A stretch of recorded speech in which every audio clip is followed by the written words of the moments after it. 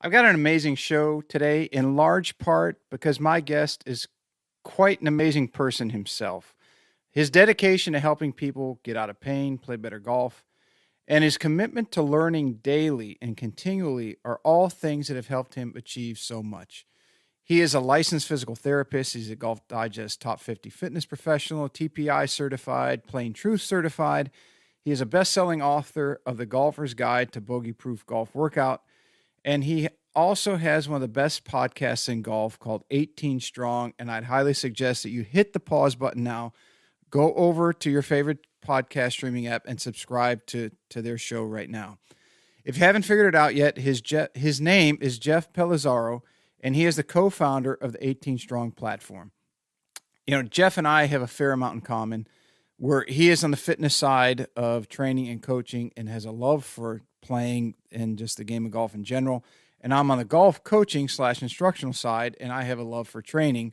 And of course, we both enjoy hosting a great podcast with a wide array of very, very smart and interesting people.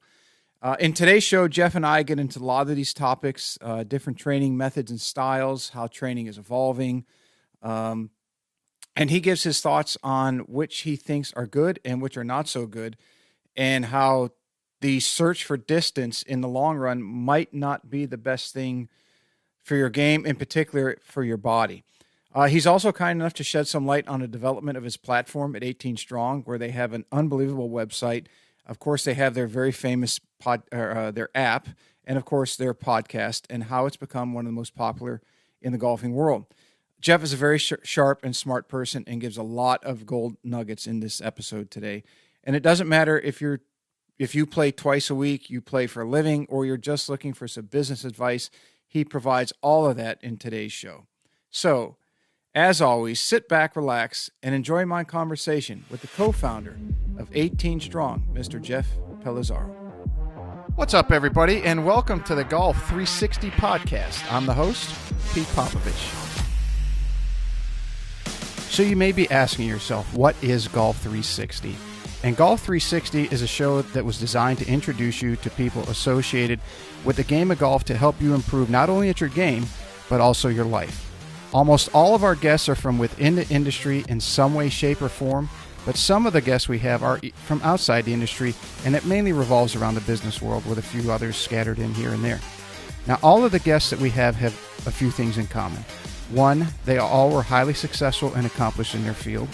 Two, each has something to pass along that will help you in your game and your life. And three, they were all more than willing to give back by passing along the things that they used to help them in their career, and even some of the mistakes that they made so that others don't make them in their journey. So I hope you find listening to them as enjoyable as I did interviewing them, and that each and every one of you benefits from the information that they so willingly and graciously pass along. This episode of the Golf 360 podcast is brought to you by Affinity Wealth Management Group. We all work exceptionally hard for our money, and none of us can afford to let that fall into the dark abyss of the big box financial service firms with their jack of all trades and master of none mantra, which basically means you become a number within a cookie cutter model, which is often accompanied by massive fees. Your future deserves more than average returns, and at Affinity Wealth Management, they ensure that your financial goals receive highly individualized, tailored attention from experts who are in the industry to be great and not average. As a client of Affinity Wealth, you will receive a customized solution to your customized life, keeping in mind your family's financial situation, values, and risk tolerance. Contact them today at 248-840-3863 or www.affinitywealthmg.com. This podcast is brought to you in part by Just Thrive Probiotic. You may be surprised to learn that your digestive system is the key to creating and maintaining the quality of your physical, mental, and emotional health, and it's one of the body's most essential systems. That's why the majority of nutritionists today highly recommend probiotics as an indispensable nutritional supplement. As a discriminating consumer, you've probably been searching for a probiotic that is proven, potent, and effective, and you found it. Just Thrive is your best choice for maintaining a healthy lifestyle. Just Thrive Probiotic captures the power of hundreds of thousands of years of nature's design with a specialized bacillus strain formulation that guarantees survivability through the stomach and upper digestive system. Supports optimum gut health, digestive health, immune health, and delivers antioxidants. Great for adults, kids, and the whole family. Use promo code GOLF360 at www.thriveprobiotic.com for 10% off your order. All right, I am here with the world-class trainer, the amazing podcast host, 18 Strong, which I highly recommend everybody out there check out, Mr. Jeff Pelizzaro. Jeff, happy to have you on, and thanks for coming. Pete, thank you so much for having me, man. This is going to be fun. Yep. You know, I'm a big fan of your work, and one of the things I enjoy best about your show is you have a wide array of guests on it, not just trainers and not just coaches, but a very, very diverse group of different people. And I guess the reason that I'm so such a fan of it is kind of the way that I designed this and came up with the name Golf 360 that was all encompassing of everything to do with golf. So I guess the first question I have for you is, did you do that by choice, or was it chance and that it just evolved that way? Yeah, I would say that my initial thought process was in my head somewhere. I knew that I wanted it to be kind of a bigger, more expansive show. But when we first started, it was really very much fitness based, just kind of reaching out to some of the people that I had met in the golf world through TPI and just my work as a physical therapist. But as you know, if you talk about one topic for too much, it just gets a little stale. It gets a little old. So it was one of those things where as we continue to grow, I wanted to just keep talking to as many cool people as I could. I wanted to learn from as many people as I could and tried to find guests that I really wanted to have conversations with, much like you do on your show. It's like just trying to find people that will bring something to the table that's maybe a little bit different, or everybody's got their own stories, their own expertise. And so, once we had so many of the different fitness professionals on, medical professionals, it was like, all right, how can we kind of continue to branch out and just start to bring on people that, the audience really wants to hear, or they want to hear stories, or bring somebody on that maybe nobody's heard of, but they have an awesome story and they've got this expertise in the world of golf or outside the world of golf. I mean, one of my favorite episodes was with a Navy SEAL sniper instructor. He had no background in golf or anything, but it was all that performance under pressure kind of talk. And there's so many different ways that we can relay different life lessons, mental lessons, physical lessons into the game of golf. And so that's what we really try to do, is just have fun conversations with cool people and somehow relate it back to the guys and girls that are listening, and hopefully make them stronger some way, shape, or form. Once they're done with the show, they've either been entertained or inspired, or they've got some new form of knowledge or action to take. Mm-hmm. What was the draw for you to do a podcast? Because you've got your training business that's doing very well. You have an awesome website and an app, which I hope we'll just get into a little later. But what was the attraction of podcasting? I think it was initially my knowledge of first knowing that there was so much information that I didn't know. I didn't grow up playing golf. I was kind of new into the industry of golf and fitness. I kind of jumped over from physical therapy back in 2008 into this world of golf and fitness. And it was really a sport that I didn't know that much about, but I kind of got into because I knew that I could help the golfers just physically with what their bodies were doing. And I also knew that I didn't just want to kind of stay in my own lane and work with individuals and that be it. I wanted to somehow help educate others, help others, whether that be the golfer or other people that were kind of in my shoes that were, looking to get into this business and figuring it out. So I had started a couple different blogs. I had jeffpelizzaro.com back in the day, where it's just me kind of sharing experiences. And then because I knew I wanted to have a little bit more, I guess leverage is a good word. You can also reach way more people than you can just working with people individually in the gym. And so that's kind of where it started, was just dabbling with the online stuff. And then I had just started listening to a podcast called Entrepreneur on Fire, and a guy by the name of John Lee Dumas. He had, I think it was 7 days a week, he interviewed just a different entrepreneur every single day, asked them the same questions, but everybody had their own different story and different failures and wins and things like that. And I was like, that'd be kind of cool to just interview different people in the world of golf it's a great way for me to selfishly learn, but then I can also kind of share that experience with all these other people that I'm, trying to reach online. And so that's really where it started. That was back in 2014, I believe. So, the podcasting thing was really pretty new. It was definitely new to me. I had no Mm-hmm. idea what I was doing. You and I were just talking about, starting a podcast and how you don't know what you're doing at first, and you make all these mistakes. And I mean, I literally had no idea how a podcast worked, how you got it on the internet, how you got it onto Apple. So I did some YouTube searches and listened to a couple other podcasts on how to set up your own podcast. And that's kind of where it all started. And didn't really know where I was going to go. I reached out to a couple people like Jason Glass and Dr. Mark Smith and Ali Gilbert and David Donatucci, all these people that I had really just kind of knew online. They were all in the golf and fitness world, and said, hey, I have no idea if this is going to be a thing even in 3 months, but I'm starting a podcast. Would you want to be one of the first guests? And all of them said yes. Dr. Brett McCabe, all of them said yes, and then kind of started from there. I was pleasantly surprised in that I've been very lucky to have a lot of very, very good people on the show, and you're obviously continuing that list. But as you bring up Doc Brett, I've had Doc Sasho on. I've had Jeff Mangum, Andrew Rice. I've had Fortune 50 CEOs, Marine colonels, the whole litany. And I was when I was reaching out to these people at first, I'm thinking, because like you said, you're starting a podcast, you really don't know what the hell you're doing. I'm thinking these people are never gonna say, hey, I'd like to come on. But I'm like, okay, what's the worst they can say? No. And then I'm Right. I just try to find somebody else. But I was very surprised that all of them said, love to do it. When do you want to when do you want to connect? And it was like, holy cow, this is pretty sweet. I mean, you get to talk to world-class performers and pick their brain for, my show's long form that we talked about that. And I get to talk to them for usually 2 hours, at least an hour and a half. And,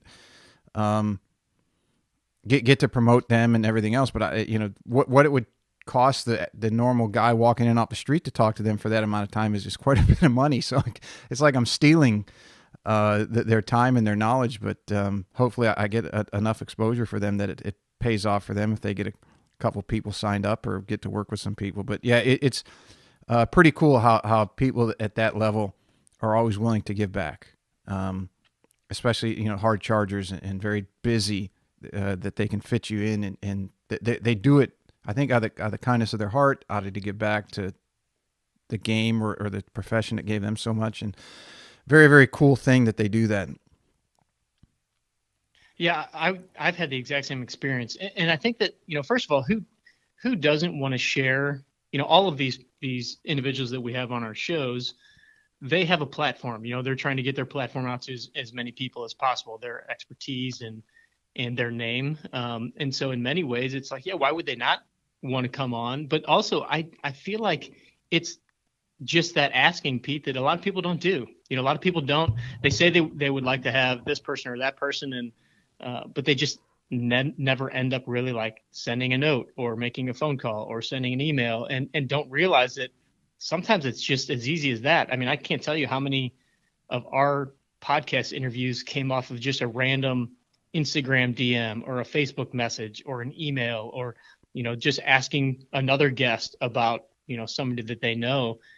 And it's like, yeah, of course, I'll come on. I mean, I to this day, I was typing out an email the other day to somebody, asking them to come on the show. And I remember asking Matt Janelle to come on our show, and he's been on a couple of times. And the very first time he came on, he was like, yeah, man, of course I'd come on. I'd be honored to do it. And I was like, whoa, that's really like you. And this was pretty early on, and it was like they're appreciative that you think enough of them to come on the show, and that you enjoy their material, or you enjoy them as a personality, or whatever it might be. And sometimes you just got to ask, and that's a big lesson right there. Have you found out? Because I was like very happy that when a number of the guests, and it was, I think Dan Hellman, our friend Dan Hellman, was one of the first ones that said during the show, because I at the end I do a emergency 9 rapid fire, like 9 holes, right? Questions. And I said, Dan, if you have the time, and he goes, no, this has been a blast. And it's almost each person on, if they're not familiar with podcasts or they haven't been on video or do a lot of public speaking. They're a little nervous at first because they don't know what it is, and I tell them, look, there's no cameras on my show, at least not yet, nothing to be worried about. And usually within the first 10 to 15 minutes, you could feel the tension release, and then by the end of the time we're together, they're so relaxed, but they get a chance, as you said, to tell their story and talk about themselves, and who doesn't love doing that? I mean, we're all human beings. And the feedback has been, yeah, man, we love coming on. If you ever need us on again, or you ever need me on again, just let me know when. I'm there, which has been great for me.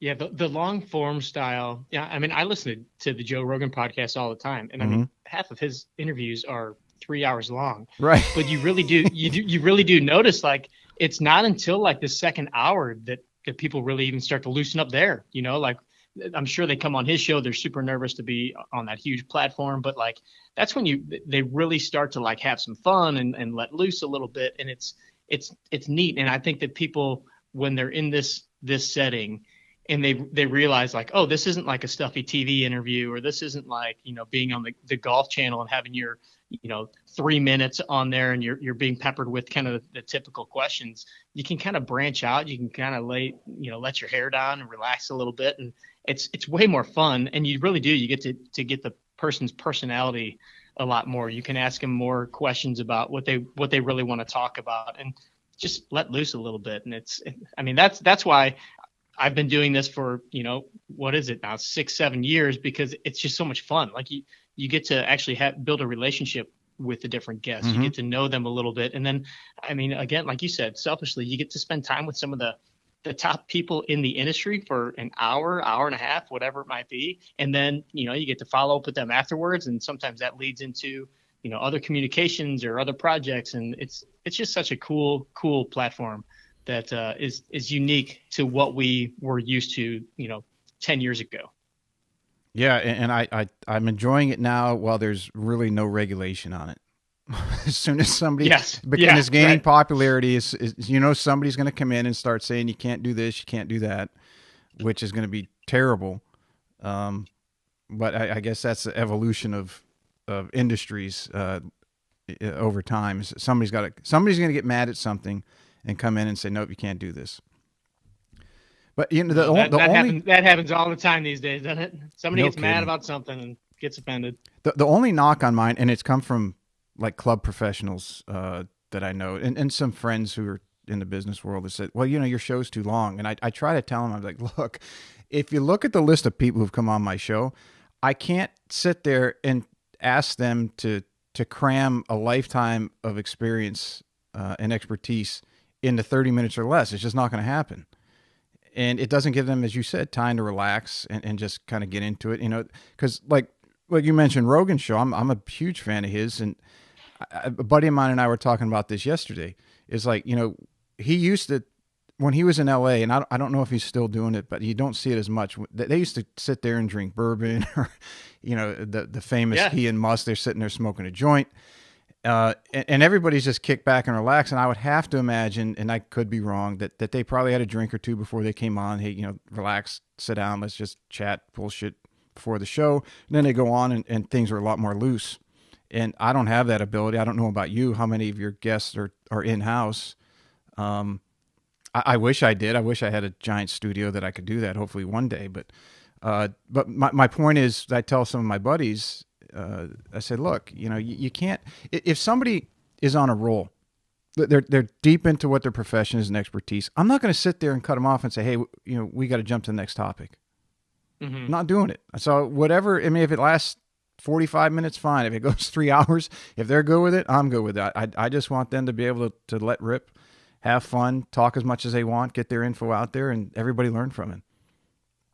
Yeah, I've only done a couple in-person interviews, and that was really more with just a good friend of mine that we did like several interviews with him, more of Q&A style and everything. But I now do have more of a studio in our new gym facility.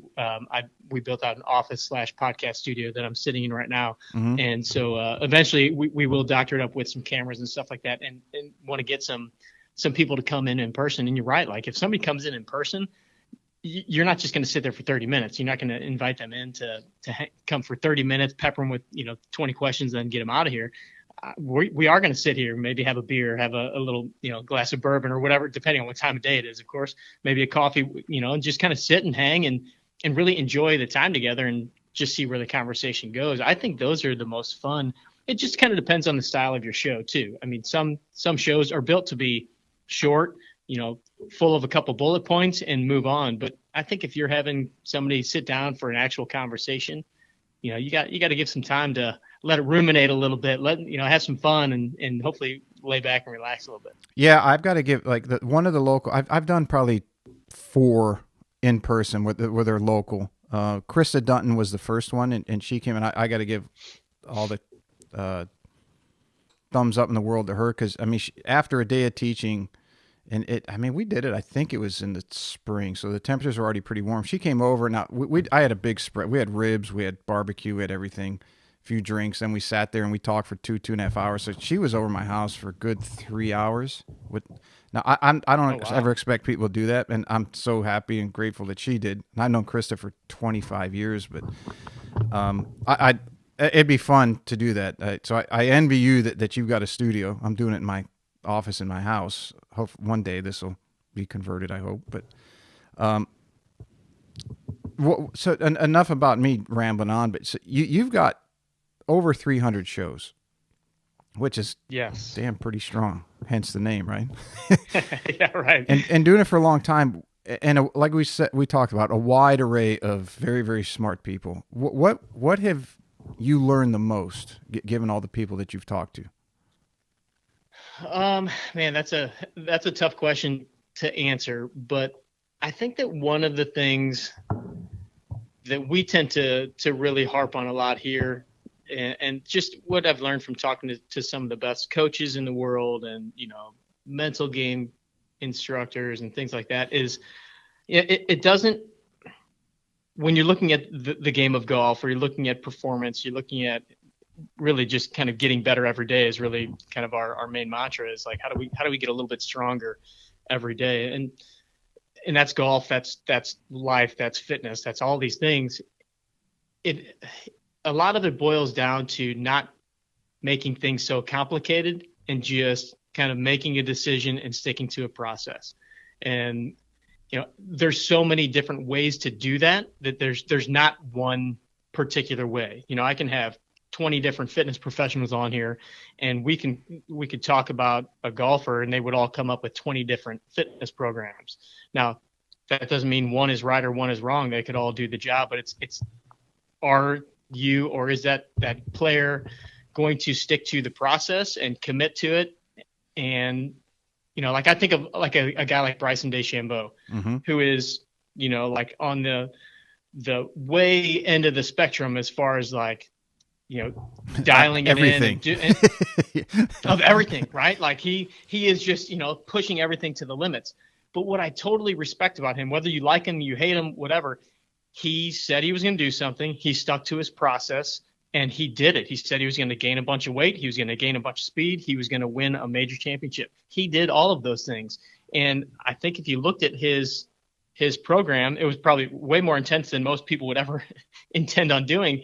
But he just stuck to the process. And that's really what I have found in my personal endeavors, in working with my clients, is you don't have to make things so complicated. You just have to make a decision. You have to commit to it, and then you have to stick to the process. And that will ultimately end up getting you toward at least closer to the goal, get you to the goal, or sometimes past the goal, without having to really focus on so many of these little nuances and things that tend to really, once we get more complex with our diet, our fitness, our golf game, our practice, whatever, the more complex we get, then I think people tend to be less likely to actually do the stuff and stick to it, and we tend to gravitate towards the complexity of things. But if we can just kind of simplify things, we don't realize how powerful that really is. Oh, 100%. I think I was watching one of your clips on your Instagram page with Ed Milet. I think it was on there. Yes. Where he was saying the way that you get self-confidence is you make a promise to yourself and then you keep it. Yeah. Right. And using Bryson as the example, I mean, is different as his approach might have been to whatever he was doing, changing his swing, and he's a tour winner, and you're like, okay, I think Chris Como told him, okay, this could go drastically wrong, but if you want to, let's do it. So he changed his swing, changed his diet, changed his body, changed his training, and he committed to it. And I mean, he's reaping the rewards, and he might have changed the game in the process. But to your point, making a decision and then sticking to it, at least for a designated period of time, to give it a chance to have the results that you're looking for, it's something that's so simple that everybody, it's like, oh wow, that's all I got to do. Yeah, it's so simple that people don't believe it, right? Like, and that can be the smallest of changes, and really, Pete, the audience that we are talking to on our show and with our programs and everything is really the regular golfer. We're not trying to speak to the high level collegiate player, the PGA Tour player. We're talking to the regular guys that are out there. They love the game of golf. They love to watch golf. They love to play golf. But most of our audience, they've got all these other responsibilities, and they can't spend a ton of time in the gym. They can't spend a ton of time practicing. And what we try to tell them is, like, just to do a little bit of something. One of our big things is getting people moving every day, doing a little movement routine every single day. Could be 5 minutes, could be going for a walk, could be just doing a little thing. But back to the Ed Milet thing is, like, if you say you're going to do it, then you got to do it. And when you do it, you got to check it off and celebrate the fact that you did. And that's where the little win comes in. That's where the confidence gets built up just a little bit that day. But if you do that for 7 days straight, for instance, we have what we call our daily motion routine, or we're now calling it our Move EFD every freaking day, Move EFD routine. And we tell people, like, do it for 7 days and print out a sheet of paper that you can, like, check it off. And when you get to the end of the 7 days and you see that you check that off 7 days in a row, that's a confidence booster. And then now try to go 30 days. And if you check it off for 30 days in a row, not only is your body physically going to feel better because you're getting your joints moving and all this stuff, but, like, confidence wise, you're like, man, I just did something that most people don't do. I just did something that I wouldn't have done 3 months ago. And so that self-confidence just keeps getting built up and built up. And then who knows where that goes in a year? Maybe that changes into, okay, now I'm committed to 3 days of strength training a week and practicing once a week. And then you start checking that off the list. And it's like that snowball effect of just building a little bit bigger, a little bit bigger. You see the results. And now maybe it bleeds over into your diet. Now you want to eat a little bit better or whatever that might be. But it's those little things. And it's crazy how it can start so small and end up so big. Yes, and I a lot of the people I see who come in and have a problem with their game, that is the number one thing. And the most difficult people to work with are the ones who might do it for a shorter period of time than they probably should. And then they start jumping around to different disciplines, or they think, well, it's not my swing, it's my training, or it's not my training, it's this. And then it's the way I think. And they never commit, right, to any certain thing for, say, 6 months. And then getting them to just understand, look, do it like you just said, do it for a week. Let me see you do it for, I can do that. It's like, okay, if it's so easy, let's see you do it. And then at a week, then come back and then we'll add on to it. And I promise you, if you stick to it, you're going to start to see the results that you've been looking for. But if you keep jumping around, I mean, you're never going to get anywhere.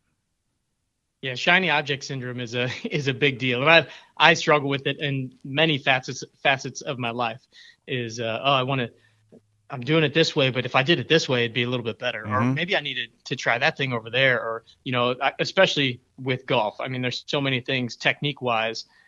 We've got a hitting bay here at the gym, and me personally, I mean, I'll be out there just hitting balls into the net, no launch monitor or anything, hitting balls and, like, working on little tweaks in my swing. It's like I have no feedback here to tell me what's working, what's not, and I'm like, this is just stupid. It's like banging my head up against the wall. So I'm really excited because a friend of mine who's the director of instruction here at one of the top clubs, I'm gonna go and take a legit lesson from him, and I want him to say, like, look, here's like the 1 and 2 things that I want you to just work on until we get together again. and so I can kind of follow my own medicinal advice, right? Like Mm-hmm. just pick a couple simple things, and that's it. Like the people that are the most successful, you look at Michael Jordan, we talked about Bryson, Tiger Woods. It's like the people that can do the monotonous things over and over and over and over, do the basics over and over and over, and become excellent at those things. Those are the people that end up winning, not the guys that they think they got, the basics, and then they want to move on to the more challenging stuff, or they, the bright shiny objects, going from here to there. They're just constantly bouncing around, and we've all been there for sure. But it's the guys that just really, really, I think, in that Michael Jordan documentary, would they say that he starts every practice with chest passes, Mm-hmm. like just simple, back to the basics. And if you take somebody that's got arguably as much talent as anybody on the planet, and you have that mental commitment to doing those small things like that, I mean, the sky's the limit, because some of the hardest students I've had, and they played at very high levels, are the very talented ones who can use their ability to sidestep something. But I've been around long enough and played at a pretty high level to see it, that I tell them, if you don't learn this basic thing, once you get to a certain level, everybody is super talented.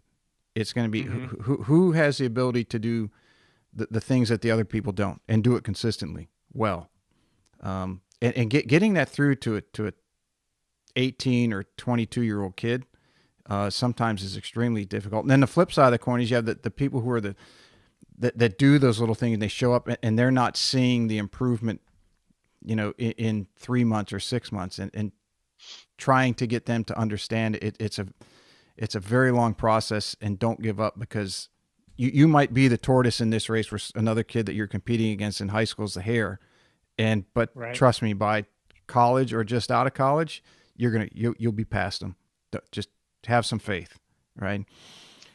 Yeah, I helped coach my son's soccer team. He's 13 years old, so they're at the point where now they're starting to become young men. They're starting to gain some skills and speed and size and things like that. And but it's not a super high level team.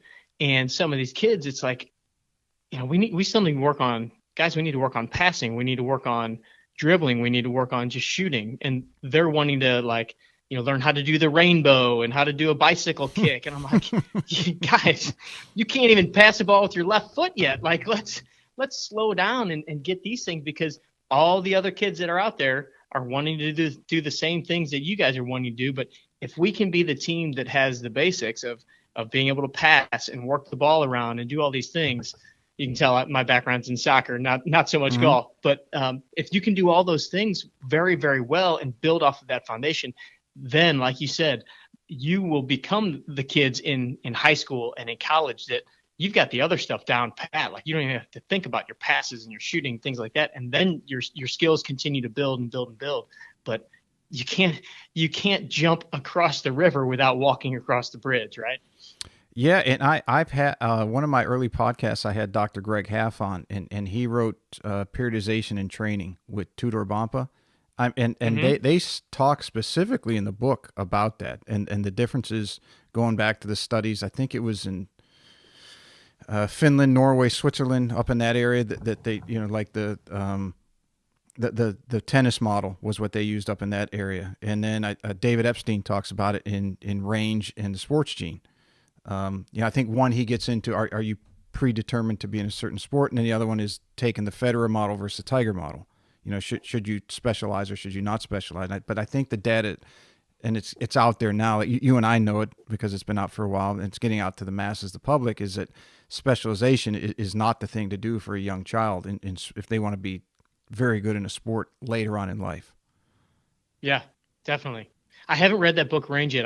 It's actually on my kind of next to read list. Yeah, that's a very good one. It's pretty eye-opening. I hope to have David on it sometime. Hopefully I can get to the level where he says, "Oh, I've heard your show." Yeah, come on. Instead of, like, "Who the hell are you?" I'm still waiting. Like I said earlier, I've been lucky enough to have people say, "Yeah, I'd love to come on. When do you want to do it?" I know that one that's coming is like, "Who are you? Why would I come on your show?" So I'm mentally prepared for that. Hopefully I never have to deal with it. Yeah. Well, One. usually they're nicer than that. They don't say who you are. Who are you? They just say that they're booked for 6 Mm-hmm. months. So I've had. You'd be surprised though. I've only had probably less than 10 come back and kind of give me what I would say is just a polite no. Um, that that they're just kind of appeasing you to not come on the show yet until you have a little bit bigger reach. One of the hardest things I found out about this podcast game is scheduling. I don't know if you have found that the same, but I've been trying to do at least one a week, and the challenge is when you're working with different people is getting somebody to commit with their, because you're getting very successful people, so obviously their schedule is very tight, and getting them to come on, and they have things come up and you might have things come up. How have you found a way to streamline that at all? The thing that has helped the most is having one of those Calendly links where you can kind of set up what availability you have on your schedule, and then you can send that to them, and then they can kind of look on your schedule and figure out, okay, here's a day that they also have open. That's been huge rather than send 5 emails back and forth between two people. But that has been the hardest thing with continuing a podcast for the last 7 years is just the scheduling, finding new guests to come on. Again, that works with your schedule, staying up to date with new episodes, all of that. It's a challenge that most people don't really realize how hard it is, especially after you've done 300 and something episodes. Obviously, we've gone through our warm market of friends and friends of friends and things like that. So it really does take some reaching out or some. I tell a lot of my previous guests or friends in the industry, it's like sometimes being a podcast guest is like being an insurance salesman. You got to call your friends and family multiple times and ask them for help and ask them to to reach out to somebody else for you. Because it is tough, man. People's schedules are busy these days, more so than ever. And when you're trying to get, like you said, top quality instructors or individuals that already have a very packed schedule, it just takes a lot of planning and sifting and sorting. But it's all worth it in the end. How do you have a family of white, and you mentioned your kids and you coach your kids, and you have your business, the training business, and the app and the podcast, and how do you find the time to get it all in? Oh man. Well, Is so it going with back this to the new, discipline and the small things that we talked about, or is it? yes, yes, it definitely is. I mean, I try, and I've always thought that one of my weaknesses was not being very organized, which Mm-hmm. has forced me to put some more time and effort into organizing. And I still would say that I feel like I'm running at 100 miles an hour sometimes. But as far as my training with individuals here in the gym is concerned, I mean, I'm living by my Google Calendar. When everybody's scheduled on there, and then booking podcast guests. Thankfully, right now it has gotten so much easier since we had this new facility put in place, because for the last really, man, 4 or 5 years, the facility that I was in training did not have like a quiet place for me to be able to do a podcast. Every now and I would luck out and schedules would work out where there weren't a bunch of people in the gym and I'd be able to go in the little office. But so for the last 4 or 5 years, every time I did a podcast, if it was during the week, I'd have to leave the gym, either run back home. I mean, I've done a ton of podcasts over at my parents' house because they live closer to the gym. So I'd go do it in their basement, like Mm-hmm. just anything to get it done. And so, yeah, it's all about planning. Every morning I do sit down. I've got a little daily planner and I kind of go through my list of things that I need to get, like my top 3 things to get done. And then I write out my daily schedule. Even though I do have my Google Calendar, I still write out all my little appointments for the day. And it just kind of mentally gets me prepared for what I need to get done. What are all the to-dos that are kind of secondary? I mean, obviously there's always things that continue to need to be done, but I try to kind of break it down into 3 top priorities to get done for that day. And some days they get done, some days they don't. But To answer your question, it's always been a struggle for me, and I think it always will be a struggle to some extent. But it's really kind of relying on some organizational strategies and just really being cognizant of your time. I block out the weekends for kids games. Like I don't work in the gym on Saturdays and Sundays. I try not to do too much on the podcast and 18 Strong on the weekends, just to keep that time. So I try to limit it to my 5 days a week. Sometimes that's late nights and early mornings, but again, it's worth not having to do all that stuff while I've got the kids games and family stuff. I come from a huge family here in St. Louis, so we've always got something going on. Mm-hmm. Well, I'm sure if we asked 100 other people who were involved in like a lot of different things, Chris Como, for example, we mentioned him earlier with Bryce and how you fit in all these things, and I would have to imagine that 90% plus would say as you did. I'm going 100 miles an hour, and it feels like I can never get enough done. And maybe that it in some ways it was a selfish question to ask because I'm sitting there the last couple of days, and I'm reading more of your material, so I have better understanding what you got. I mean, I knew who you guys were. I just didn't know some of the details to ask some questions that some people might want to know, and just want to know more the intricacies of what you guys do before we came on. And it's like, God, how do I do that? How do I continue to coach? How do I do social media stuff? How do I do personal life? And I got a different business I'm in, and how do I, it's like there's not enough time in a day. Yeah. And this coming from a kid. I was going to say, throw on top of it the fact that you and I both coach, right? So, we both train, work with clients. So it's like, that's an hour spent with a person, or 2 hours, or 30 minutes, or whatever. Like, unlike a lot of professions that, friends of mine have where they are in an office and they're doing different things throughout the day, they can plan their days a little bit differently. Here it's like, no, okay, I've got 4 hours, 6 hours, 8 hours of my day already accounted for because I'm standing in front of a person working with them on the gym floor, and then have to get these other things done. Now, I do have to say that my business partner with 18 Strong is my cousin Ryan. Yeah, I saw that. That's pretty cool. We've been best friends since we were little kids. And Ryan's background is small business marketing. He's the one that does a lot of the website stuff. So I have him to lean on when it comes to email marketing and the website and those kind of things. So it's not like I'm doing all the technical things behind the scenes too. So having that team, and then his wife Kendra does a ton of admin stuff. You were on some emails with Kendra early on. Actually, that's how this kind of came about. Kendra's amazing, and she's the taskmaster for 18 Strong. She keeps us all in line and keeps us on track.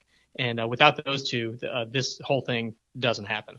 Oh, that's interesting that you say that, because if you look at most successful anythings, that the bottom 90% of that iceberg is very big compared to the top 10% that people see, right? There are a lot of moving parts in there, and a lot of people that are contributing. And I think sometimes people who have the entrepreneur mindset, myself included, I'm raised they say, who's guilty of this? I'd be the first one to raise my hand. You want to do everything on your own because you want it done your own way. You want it done the way you think is right. But you get to a point in your growth cycle that it's like, okay, here's your options. You either don't grow anymore, or you reach out and get somebody who knows what they're doing in whatever particular aspect of that business that you need help in. Because you can't, YouTube's a great resource to learn new things. And everybody's using it. I've used it. I think you said you had. But it's like, at what point do you make your time as efficient as possible so that you can reach the things that you set out that you say you want to reach?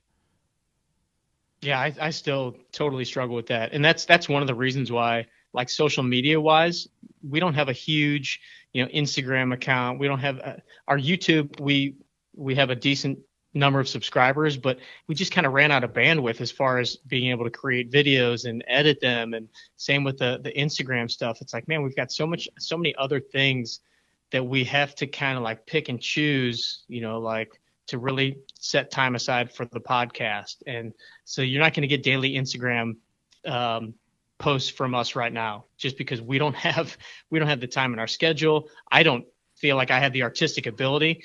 It'd be better if I just flipped the camera on and just recorded some stuff and just posted it out. But again, I just haven't made that commitment to do that, to really put the effort into building that. So yeah, it's like there's so many different things that I sit and think about a lot. Like, okay, should we spend the money to hire a video editor to do some more videos and get more out on YouTube? Because I know that would be great for our exposure. Or same thing with Instagram, but it all costs money.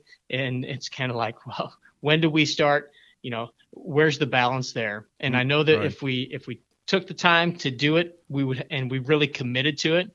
That, again, like we talked about before, it's committing to it and then sticking to that process. But you can't be dabbling in all these different areas and spend the money to do it or try to do it yourself, because then you drive yourself crazy. You know what I found that helps with that is that you might be able to use. So if I'm giving a lesson, if I either have my phone out there on a stand or an iPad or something, and I'm videoing the lesson, whether it's to send to the students so they have that they can go back and review it, and I keep a copy. I'll edit segments out of that.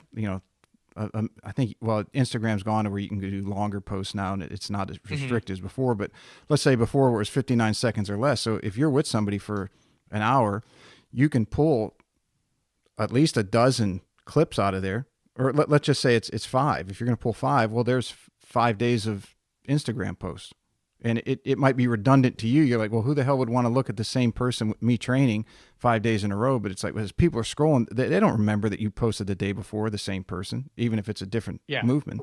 So I found that, even though I haven't been consistent with it, guilty again as charged, to be a bit of a more efficient way to do it instead of having to hire somebody. Because, I mean, you can sit there if you're watching TV at night and just, on your phone, scroll over, edit this, cut this, upload, done.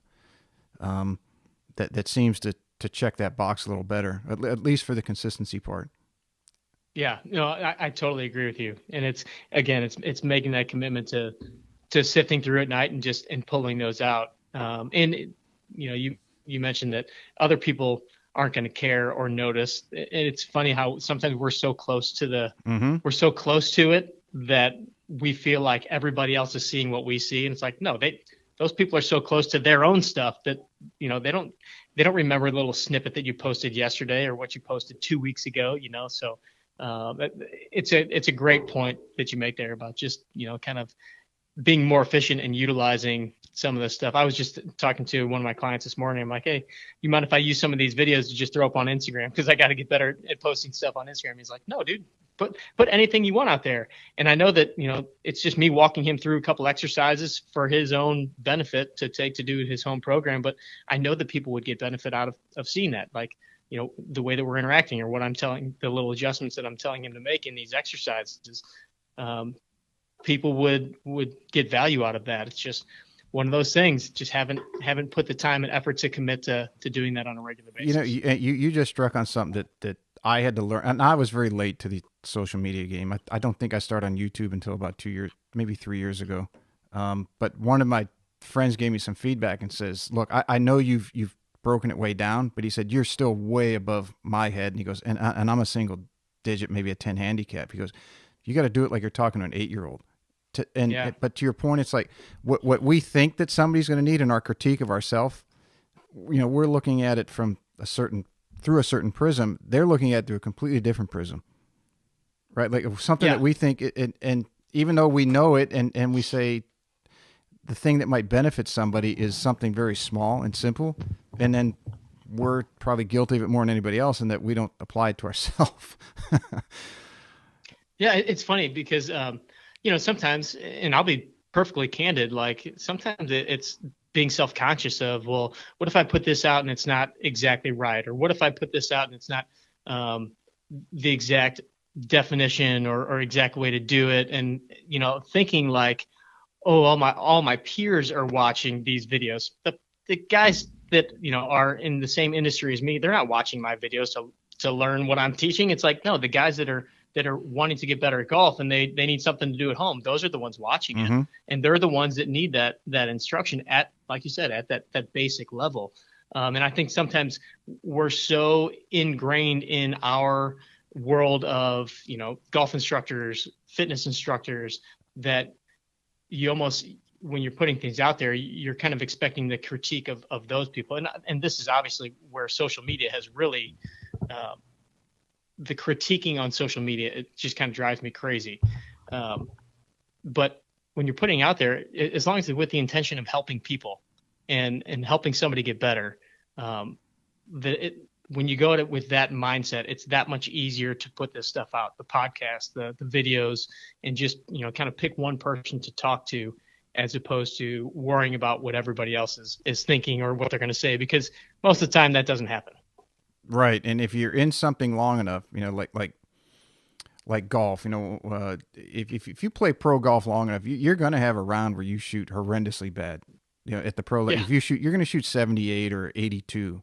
I think the weather was absolutely horrendous, but when Tiger was going for that one slam of his, and he got the wrong tee time in the British Open, I think the winds were gusting at 35 or so, and it was raining, just terrible weather, and he shot like 81, I think. Here he is, the number one golfer on the planet by a wide margin, and he shoots 81. So, Yeah. hey, people, it happens. Right. Just learn from it, go on, do better the next time. Yep.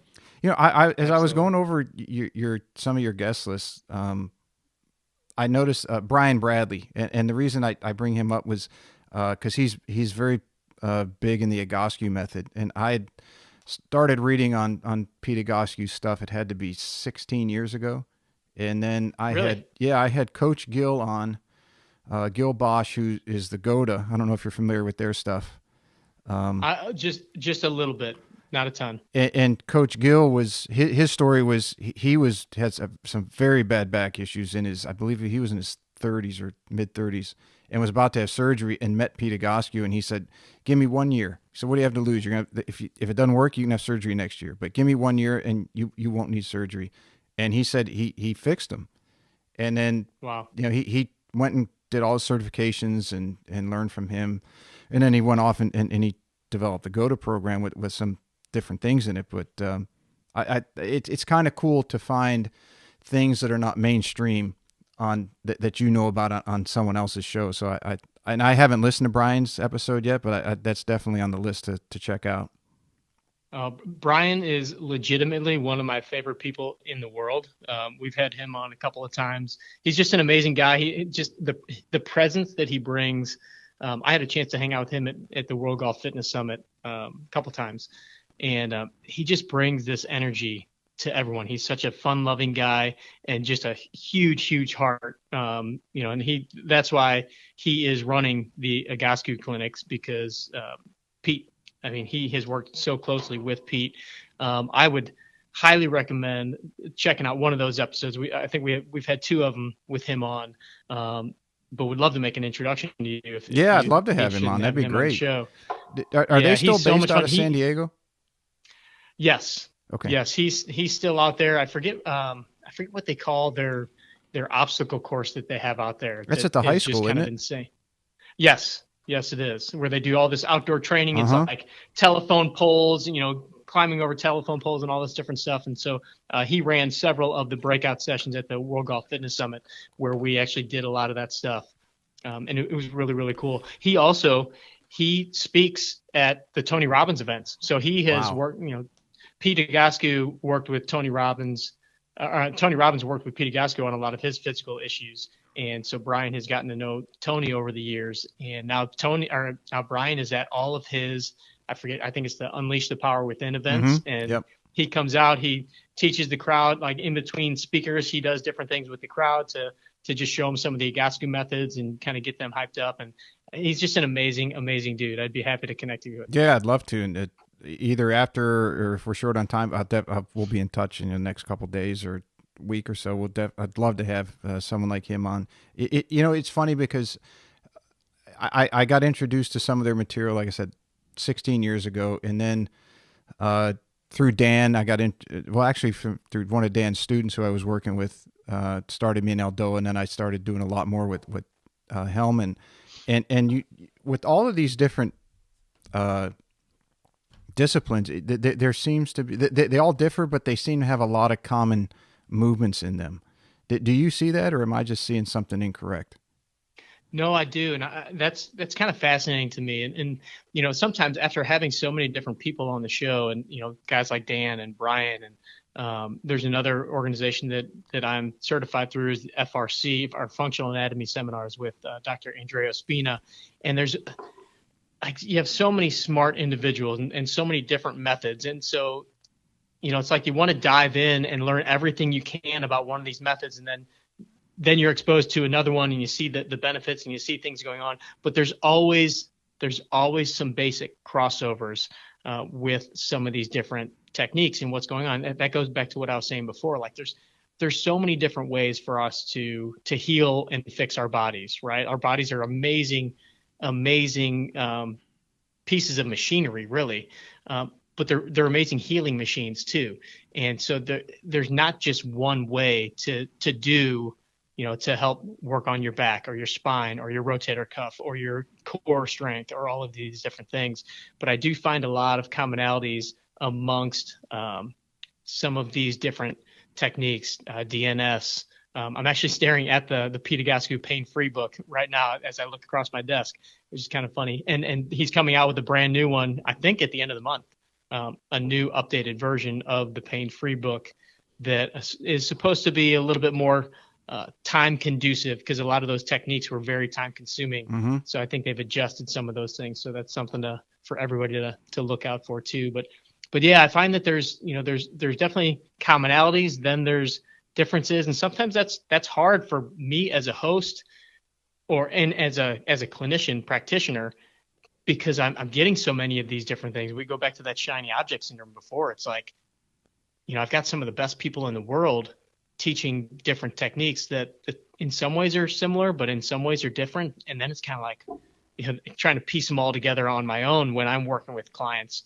I don't know how you feel about that, even with like talking to so many different golf instructors and learning from different golf instructors. It's like you gotta find your own procedure out of that too, kind of pick and choose what works for you and what mentally crosses over for you as well. Yeah, and obviously, I know the coaching side better. The training side has been a hobby of mine, because I mean, when I was in high school, I was so skinny. And my sophomore year, I think I was 6'3", 175 pounds, and Wow. I could not gain weight. Now I play golf, but basketball was my thing as a teenager. And I'd lift weights, and I just could never get any stronger. So once I started, I remember training when Hell South was still around before they got into their Mm-hmm. issues. And there was a local one here that when I hurt my back, I started going to them. And then I got into the weight training and actually started gaining some size. And it was that, well, let me get what I didn't have when I was a kid type mentality. Right. But getting back to there's so many different things I could only imagine in the health and fitness world, but in the golf coaching side, I'm a big fan of Mike Adams and Terry Rolls and the Tischlers, and I think Adams and they were just at the top 100 summit at Pinehurst. They have that new 3D app coming out, but he's like, okay, measure and find out what somebody is before you go telling them to do something, because you could be telling them to do Mm-hmm. something that's completely opposite of how they're built and how their body's supposed to move. Now, I've been saying that for a long time. Mike has all the science and the data behind it to say, here's what it needs to be. But yeah, I could see in your industry as well where that becomes, it's like, wow, you're just, the FOMO, I guess, is Yeah. the new word or acronym to use for that. Yeah. Oh, I was at a Gateway PGA sectional event 2 years ago, I think, and was asked to speak there just briefly. And unfortunately, I had to get there a little bit late because I was working with clients that morning.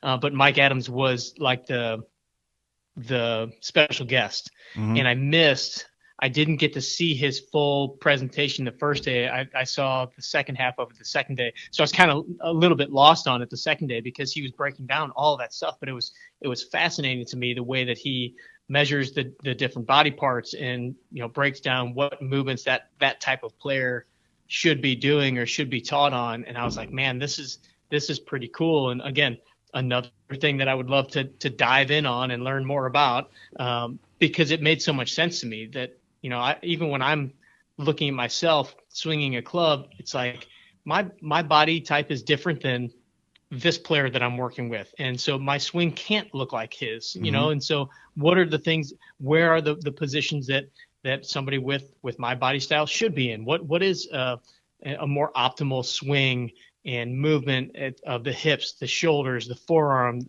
all of these different things. So it was really cool to see Mike break some of that stuff down, even though I didn't get the full 30-foot view or 30,000 foot view of it. Yeah, he posts some of that basic stuff on his Instagram, and it's obviously short. If you get a chance, check that out because it makes it might fill in some of those gaps that you weren't able to catch when you were up there. Yeah, definitely. I'll go on there for sure. You know, I probably look at the training world and follow people on there similar to how you follow the golf because you know they're interrelated and you have your expertise and then you like to know about the other side. I've been following a lot lately. Ben Patrick, the knees over toes guy. Oh yeah, somebody just introduced me to him the not in person, but to his Instagram account Yeah, not too long it ago. kind of. I mean, it seems to be the ATG. Was it All Truth Group or Athletic? I can't remember what the acronym stands for, but it seems like he's really taken off in a similar fashion to how George Gankus took off in golf a couple years back. Right. Oh really? Okay. Like and don't quote me. Somebody out there might write and say, "Oh, you got this completely wrong." But I think George about 3 or 4 years ago, somebody, you know, they came to him, they started putting it, hey, you want to put your lessons online? He's like, yeah, do whatever you're going to do. You can video. I'm just going to teach. And then it just, the whole package that he brought, he's very good at the California lingo and just did things Yeah. different, really caught on Yep. and it took off. And I'm sure he's still doing exceptionally well. I think that the red hotness had to calm down some because nothing can burn that strong forever. But Right. I use that as a meta, not a metaphor, but a comparison to the training world. I think from what I can see, that knees over toes guy is kind of doing that right now in the fitness industry because it's different than what a lot of people have been teaching. Right. In fact, some of it's Yes. contradictory. Let your knees go over your toes, where a lot of people are taught, well, when you squat, don't do that. You hurt yourself. Yeah, which has always been kind of a funny thing to me because that was something that we were kind of, you know, I don't even remember if we were like officially taught that in physical therapy school. But I definitely do not subscribe to the don't let your knees go over your toes anymore. So I'm more along the knees over toes guy. Mm-hmm. Uh, because I mean, in order if anybody wants to do a full blown squat, like where you get your hips down below your knees, you need to let your knees go in front of your toes. Otherwise, you'll tip over. And so it was kind of I guess a protective mechanism. Part of it started because in rehab, when you're rehabbing certain knee injuries, we wouldn't let their knees go over their toes because of the angle of flexion that it would cause and things like that. But somehow it became when you're doing like strength training and squatting and lunges and things like that to not let your knees go over your toes. But there's plenty of athletic endeavors where your knees go in front of your toes. And so my philosophy is there's no there's really not a bad movement. You need to be able to kind of train every movement to some extent. And when you do get in a position like that, you're teaching your body how to do it properly, how to get stronger in that motion. Because when our bodies undertake a stress or a movement or a position that it's not ready to handle, that's when we get hurt. So if we're babying all these different positions and you know, like even posture is one of those things where I think people definitely overplay the importance of being in perfect postures at all times because it's just not real life. Mm-hmm. So if you know, there are times when I will be working with somebody or training myself and will naturally go into on purpose poor postural positions and work on getting a little stronger there. You know, for instance, like a deadlift or something like that. And I'm not talking about crazy heavy stuff, but you know, like kind of rounding out the back and doing those kind of things because in real life we bend over and we round out our back sometimes. And if I've never done that or I've never trained that or I've never put my body in a stressful position and done that motion, well then yeah, if I come across a box and I lift it wrong, I'm going to hurt myself. But if I've kind of branched out and tried different movements or positions with different postures and things like that, letting your knees go over your toes or, you know, those kind of things, then your body's more ready to handle whatever's coming at it. Yeah, it makes total sense. And my my girlfriend's sister was a trainer years ago, and one Thanksgiving or Christmas or whatever, we got into a discussion. I don't know if I call it a debate, about your knees going over your toes. And she said, no, they're not supposed to. And I said, okay, you realize when you walk down the steps, your knees pass your toes, don't you? Yeah. And that kind of more or less ended the conversation. And she's, well, what, you're not certified, blah, blah. I'm like, oh, okay, we're going to go down that path. I'm certified in common sense. Right. And back then I was reading a lot of Charles Poliquin stuff. I was a big fan of his. Oh, yeah. And that's how I had Preston Green on. Preston was probably his top protege. And spent a half day with Preston. That was very cool and interesting. But it's like, yeah, why wouldn't your knees go over your toes every time in daily life constantly? Why wouldn't you not want to train that, make it stronger so you can avoid the injury? Yeah, some of the guys that I've worked the closest with here in St. Louis were all trained either directly under Charles or there's an organization here in town that a lot of them worked for that were all Poliquin certified guys. And I learned a ton from those guys from a strength and conditioning standpoint. Mm-hmm. And, all of it just made so much sense as far as, just getting yourself in these different positions that you're going to be in regular life, and just, the mechanical advantage of some of these positions to get stronger and build muscle and build strength and be able to resist different forces and resistances. So, big Poliquin fan. Some of his stuff was hilarious. We used to watch the one of his videos, the supplement video, because he was very big into supplements, right? Because he's getting these guys. Some of the stuff is outlandish, yeah. Right? He's getting these guys and these world performers, Olympians and pro athletes, and he's working their ass off for 3, 4, 5 days. So they've got a supplement or they're never going to get through it. And he's going through how much vitamin D to take. He's grabbing these handfuls and just dropping them in these cups and say, take this much of D and this much of zinc. And it's like, he's not grabbing one or two. He's grabbing a whole handful and dropping it in. Like, holy shit. Yeah. Charles also sold a lot of supplements back day too. I have to say, not to get off subject, there's another guy I've been following, and I'll tell you why I bring him up in a minute. Dr. Eric Goodman with Foundation Training. I don't know if you know if his work or heard it. He's on the West Coast. I think he's in Malibu. But I bring him up because he worked a lot with the U.S. polo team many years ago, and he had a lot of theories that he knew that I think he knew the trainer, and they brought him in kind of a consultant. And he took them off a lot of the weight training they were doing, with the exception of, I think, squats and deadlifts and maybe chin-ups, and did a lot of these decompression exercises that he has online. And that's really kind of why I brought this up, because if I look at his work and I look at the Aldoa method that you're familiar with, that Dan talks about, and Guy Voyer, it's and then even the knees over toe stuff where they're talking a lot about strength with length, right, in a lot of their exercises. So I wanted to get your opinion on, do you see the industry somewhat, or at least for golfers with your background, leaning into, okay, we're in a compression sport and we're in a torquing sport, that decompressing the joints of the body, the spine, the hips, the shoulders, it is going to work better for golfers' longevity as opposed to, just focusing on strength and mobility and flexibility? I firmly believe that. And I don't know if you know who Dr. Stuart McGill is. Have you ever followed any of his stuff?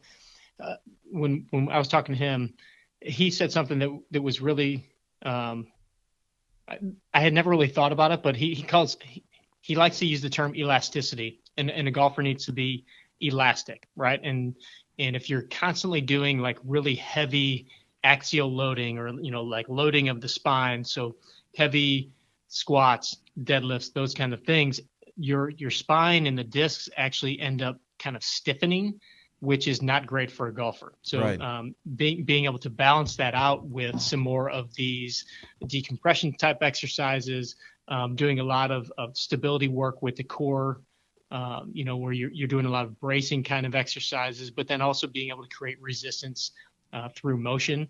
I believe that all of every golfer that comes in, most golfers, I would say, the first thing that they'd say they need, and this is again the population that I work with a lot, is kind of the let's say 30 to 60-year-old golfers, and they all say I need to be more flexible. They all want more range of motion. They want a better turn. They want all these different things. And I think that most of them just envision a big stretching program at first. And while stretching and lengthening is a good thing, if you don't have strength with that, so to your point of, strength with length, if you don't have that strength component, then what you're doing is just kind of creating hypermobility, or you're creating a laxness or a looseness without the ability to protect, without the ability to contract, without the ability to kind of recoil. And so I'm a big believer that all of our strength training that we do, everything that we program, is meant to go through full ranges of motion. So if we're doing squats, we're typically going through full range of motion squat. We're doing full range of motion split squat, or even if it's a chest press, a dumbbell press. I use a lot more dumbbells than I do barbells for the most part, just because of who I'm working with.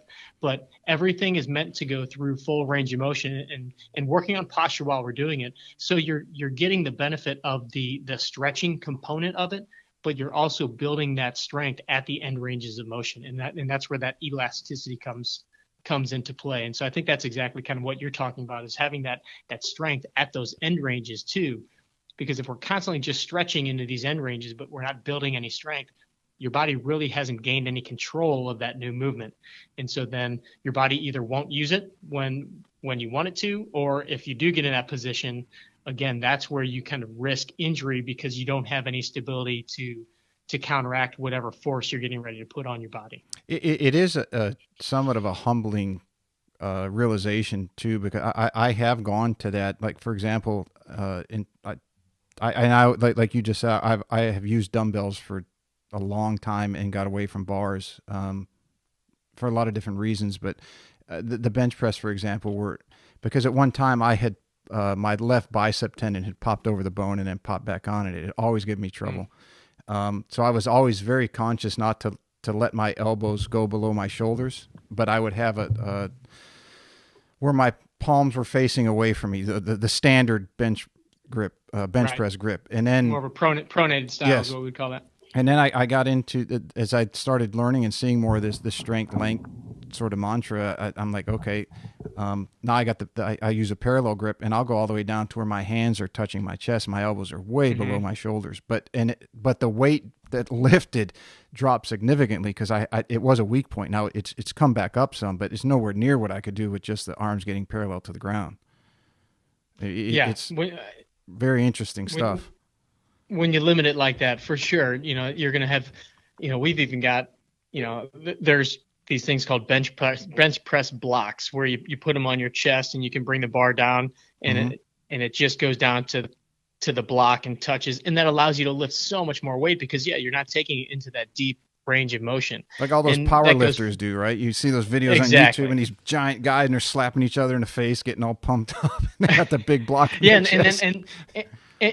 they're in a bench pressing competition, they're arching their back as far as they can, so they don't have to go nearly as much of a range of motion. They can touch the ribs and go back up, and that's part of the sport. So that's totally allowed there. But when we're working with somebody, my goal is not to get somebody to bench 300 pounds. My goal is to get them stronger, to get them, to give them a healthy shoulder, or help fix their shoulder, or whatever it is, and help prevent injury. That's always the number one concern, is let's prevent any possibility of injury on the golf course or off the golf course. And we're going to do that by really trying to maximize the ranges of motion that we use, but also by creating a little bit more resistance through those ranges of motion. Yeah, you have that.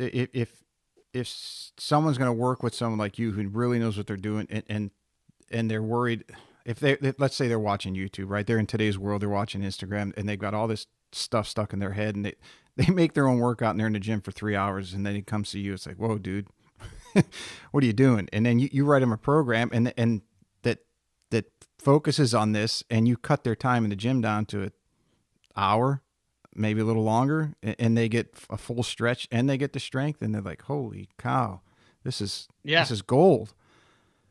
Yeah, I had a kid in here just the other day. He's, I don't know, a sophomore in high school, and I handed him 2-pound weights to do a shoulder exercise. And he just kind of started laughing and looking at me. And I'm like, he's like, for real? I'm like, yeah, you're just lucky we don't have the pink ones anymore. Like we used to have pink 2-pounders, right? And I'm like, you have to realize that I can make any exercise hard with little or no weight. It's just what position we put you in and what the intention is of the exercise. So he did these 2-pound, it's like a lateral raise kind of on the bench. And it was really, really difficult for him. But he didn't realize that was even possible. These kids, they naturally think like, oh, I'm going to go in, I want to lift as much weight as possible. It's like, no, we're putting you in some of these positions where you're at a mechanical disadvantage, and we're going to teach your body how to be strong there. I mean, what other sport has a crazier position than we get ourselves in than a golf swing? I mean, no we go kidding. through it's such a terrible move for our bodies, but we have to deal with it and figure out how can we make you stronger in all of these ranges, in all of these positions. How can you stabilize and generate force from the ground and let it go up through your body, out to the hands, out to the club? And we got to figure out how to do that. And we can do that with no weight. We can do that with a lot of weight. We can do that with rubber bands. We can do that with, all these different apparatuses. So that's what I love is kind of the challenge of, especially when I get somebody in here and they look at me like that kid did, like, really? I mean, I'm stronger than this. And I'm like, just give me a couple seconds. You're going to find out. We'll You're find not. out. Well, We'll find out. I thought was crazy was when on one of your shows, I don't remember which one, where you had the one kid come in that had only played golf. He hadn't done anything else. And you asked him to skip, and he had no idea how to do it. Yeah. It's like, really? Yeah, that goes back to when you're talking about, the generalizing versus the specification, and kids just specializing in one sport or one activity. I mean, yeah, it's great for a short period of time. You could be the greatest junior player, but like if your body can't branch out to some of the other athletic movements and movement patterns and strength, and like I don't see somebody going very far without some of those other qualities, those athletic qualities. I think that's a misconception on Tiger too. I'm almost certain, I could be sticking my foot in my mouth, but I'm pretty sure that he ran track and he did another sport. Now he specialized when he got later teen years, but I think when he was younger that golf was not his only. It was his focus sport, but it was not his only sport. If you find out what he did, I would love to hear that, because that's always the comeback on that, right? Well, look at Tiger. That's all he did when he grew up. But if that's not the case, I mean, obviously Tiger did a lot of other training type of stuff, some good, some bad. But if he ran track or something like that, I mean, think about the amount of power and force that you learn how to generate just by running track. Mm-hmm. It's with the modern swing, we'll call it, where people are swinging. Let's take the PGA Tour, and I think I heard recently one stat, and I could be wrong on this one because you get inundated with info in today's world. I think it was it's quickly becoming, if you're not swinging at 118, 120 miles an hour, you are slowly being pushed off the PGA Tour, or you're going to have a very difficult time competing. And last time I had Dan on the show, he said his concern for the future of the game was the body, as you just mentioned, is not built to move in the fashion that the golf swing demands. And now you start putting it through excessive speeds and torques and compressions, and you're doing it with a limited off season. It doesn't seem like it's very conducive to what golf has been known for, and that's a game that you can play for a lifetime. What's your thoughts on that?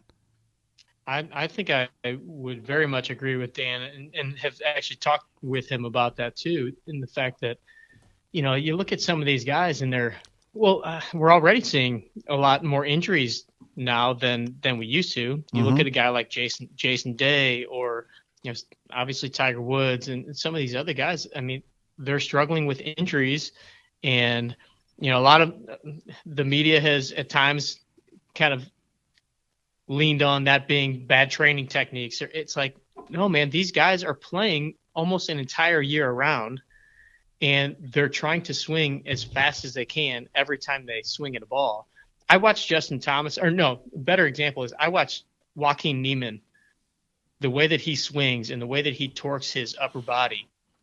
And I'm very curious to see what happens with him over the next 10, 20 years if his body's able to handle that, because he is almost bent over and flexed to a 90-degree angle as he's striking a golf ball.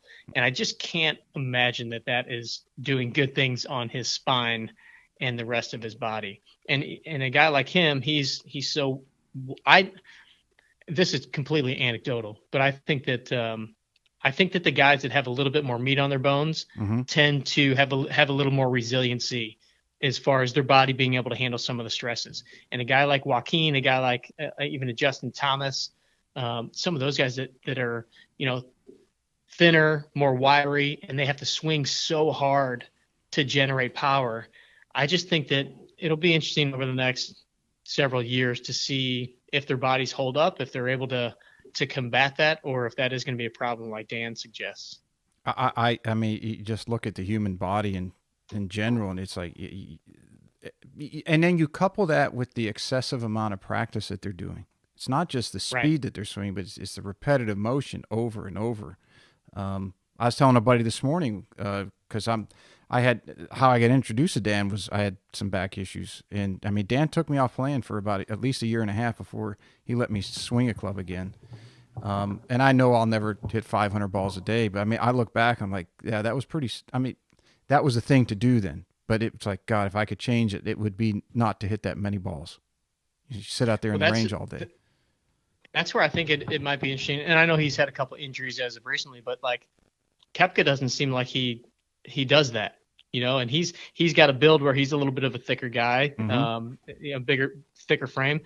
I think that he could end up being a guy that, well, if he wants to, he doesn't seem like he really loves the game all that much sometimes, but he could be a guy that could stick around for a long, long time and play, into his 40s, and because he's not out there banging balls every day like some of these guys. He's not out there trying to break his body down, and he's just kind of got that athletic build. So I think that he's probably set up pretty well. And I would think maybe DJ's kind of like that too. I don't think he goes out and wails on the golf ball every day, week in and week out. So those guys are kind of a little easier on their body as far as that repetitive rotation is concerned. So again, it's something that'll play out in time and we'll kind of see, but that would be my thought process. Just from an outsider looking in, because I don't know. I had Bob Koepka on, Brooks's dad, and right. we didn't talk about. I mean, the focus wasn't on Brooks, but as an outsider that might be a layer or two away from the person that these people were talking about. It's like, and this is not a knock by any means on like a Justin Thomas versus a Brooks or a DJ. It's like Brooks and DJ are like V8 to V10 engines, and Justin's like a supercharged V6. He can obviously it's a good analogy, right? Yeah. He can obviously keep up with them, but he's running at a higher RPM, and with today's ability with technology to measure just about anything you could think of, I'm sure somebody could sit there and say, well, he has this type 1A to 2 and 2A, B, and C, or whatever the numbers are. You know that better than I do. And he can do this for 40 years. But if he had a clone, you say, okay, he's got this type muscle structure. If he keeps going at these speeds, he's going to gas out in 15 years. He's not going to make it. But you take those other guys, and this might be kind of the wrong analogy because Brooks has shown some chinks in his armor as far as his body. To take a DJ, and if he's not swinging that hard or has to swing as much to get that speed and that distance, apples to apples, which one would you take in a bet to last longer at that level?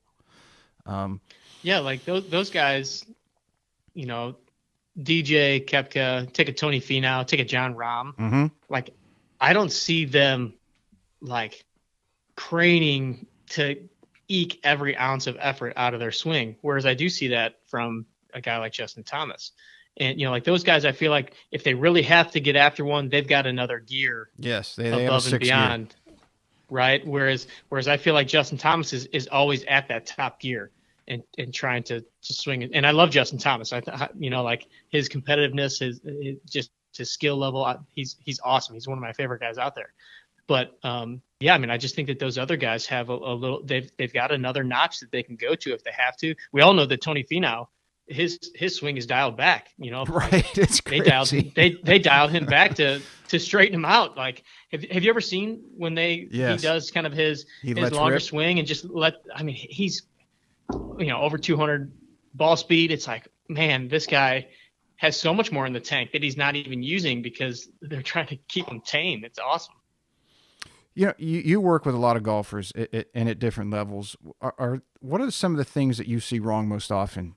And is it related to today's lifestyle of sitting so much and tight flexors and glutes, hamstrings, bent over in the T spine, um, or is it something else? No, I think mostly it's kind of lifestyle stuff like that. The rounded shoulder postures, sitting all day. Not most people don't have a very strong backside. Mm-hmm. Like I mean their glutes, I mean their upper back. Those are kind of the things that we really, really hammer on is like the mid shoulder blade, mid scapular stuff, rotator cuff muscles. Their hip rotation is not very good. We all just are in such of a we tend to be in such flex positions almost all the time, forward head posture, all of those things. We don't really move in many other directions except forward and backward also. So, getting people to rotate and feel resistance into rotation and have to be able to stabilize and fight that stuff. So a lot of it is, I mean, if you came and looked at what I do with the majority of people in the gym, we really kind of stick to almost 5 different things: pushing, pulling, upper body pushing and pulling.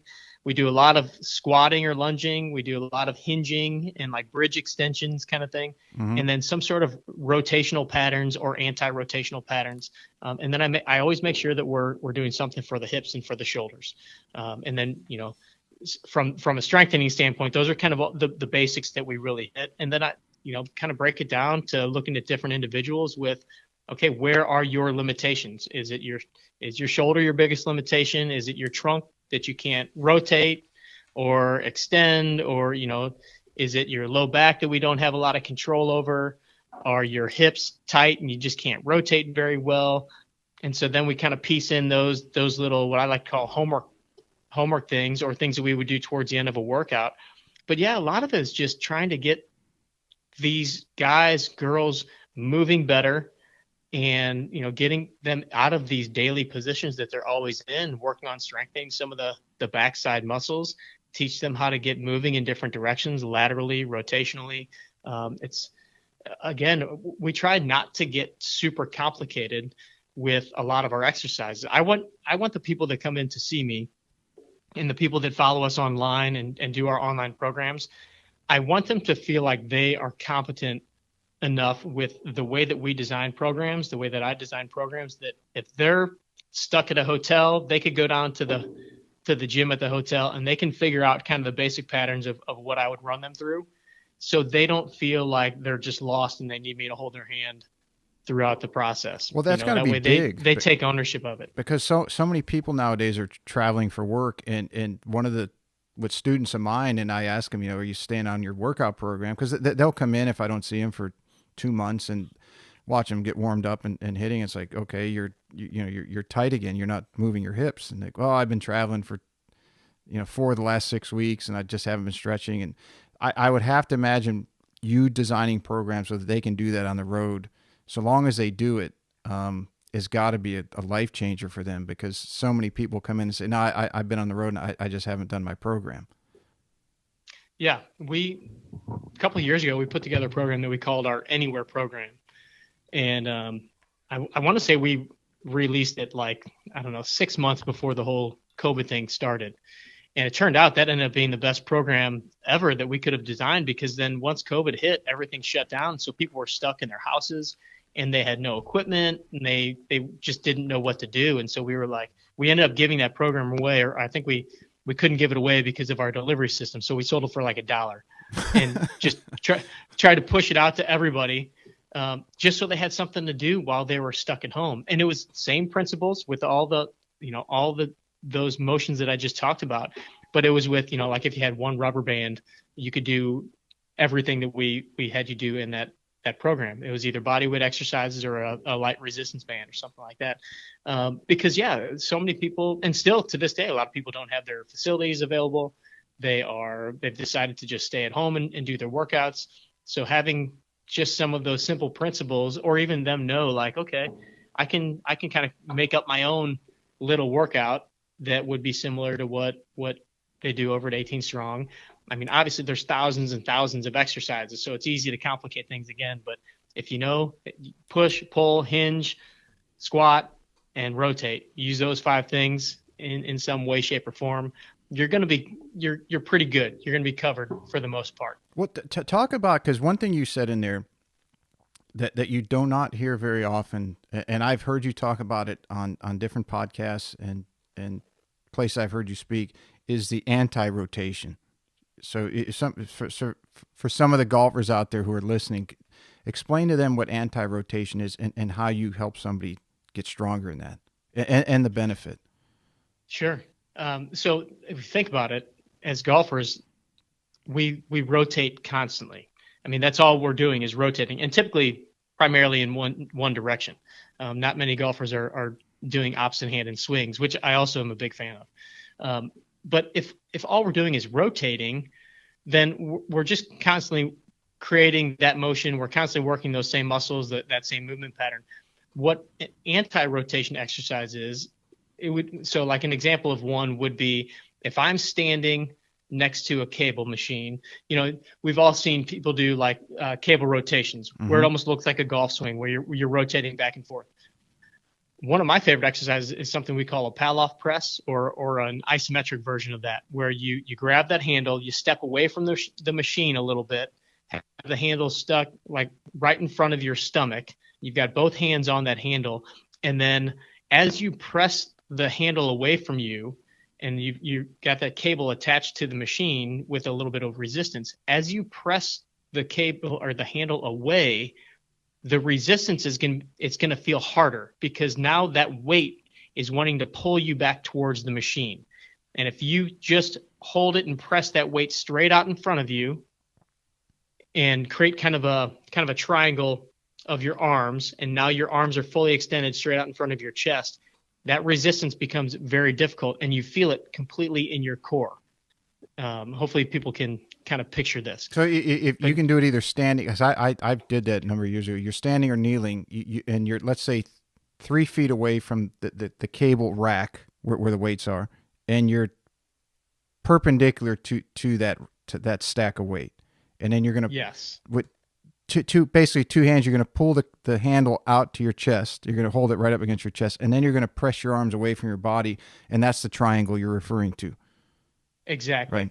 Okay. And so that cable is wanting to pull you back towards the machine, but if you resist it, you're creating a ton of tension in your stomach. So you're fighting the resistance. So you're fighting the rotation. So it's an anti-rotation exercise. So this is basically, it's almost like standing up and doing kind of like a plank. You have to tighten up your core so much that you're creating that tension in your body. You could do this sitting, you could do this standing, you could do this kneeling, you can do this in a half kneel position. You can mix it up. And then what we will also do is then you can kind of bring it back towards your body and then press it away again. So you can do it repetitively like that. Or many times I'll just have somebody fully extend their arms and hold it for 20 seconds or 30 seconds. Oh, and so you're torture. Building up. Yeah. Yeah. And you can start with 5 pounds of resistance. You can go up to where it's pretty heavy. But that way you're teaching your body how to stabilize against rotation. If we're constantly rotating, there's some part of our body that has to stabilize during that rotation. And so we're always fighting that rotation versus anti-rotation. So this is one way, this is just one exercise that you can do that's going to be what we would call an anti-rotation exercise. Another one would just be grabbing that same cable, standing out in front of the cable machine and kind of punching, doing like a punch or a press with that cable, mm-hmm. but not letting your trunk rotate. You can do it where you're rotating your trunk as you're, like you would throw a punch, or you can just do it pressing, almost like you're laying on a bench, but you're standing there and you have to use your stomach muscles and your core to resist that rotation. So that would be an anti-rotation exercise too. Does that work in an eccentric pattern at that point? Yes. I mean, you're working. So the muscles themselves that you're working are that's going to be more of an isometric Mm-hmm. because they're not lengthening or shortening really. If you're keeping them stationary, they're not lengthening and shortening. Now, in that example of punching, I'm still I'll use that as a pressing exercise, but it's just we've changed it up a little bit so it's hitting the body a little differently. So I'm still getting the concentric and eccentric of the shoulder muscles, the chest and everything. But as far as the trunk is concerned, it's more of an isometric stabilization exercise. I'll never forget because I was in so much agony. The first time I did uh, all eccentric workout, and I think there was 5 Oh, exercises, geez. and that was back the Arthur Jones, Ellington Darden era. You remember those guys? That Arthur Jones was big in the designing of the Nautilus machines, Yes. and he was very big Yes. on your training protocol went from the stronger you got, the longer time in between workouts you had. So you would start out like 3 times a week. As you got stronger, you would drop down to like 4 times, or no, 5 times in 2 weeks, 4 times in 2 weeks, and 3 times in 2 weeks. And his theory was you needed the time to recover. Well, I did one of his eccentrics. I think it was leg extension, leg press, where you did, the concentric with 2 legs and down with one, pullovers, uh, shoulder press, and I can't remember what the last one was. For, I felt like I had the flu almost for a week. I was that I was gonna say you much probably agony.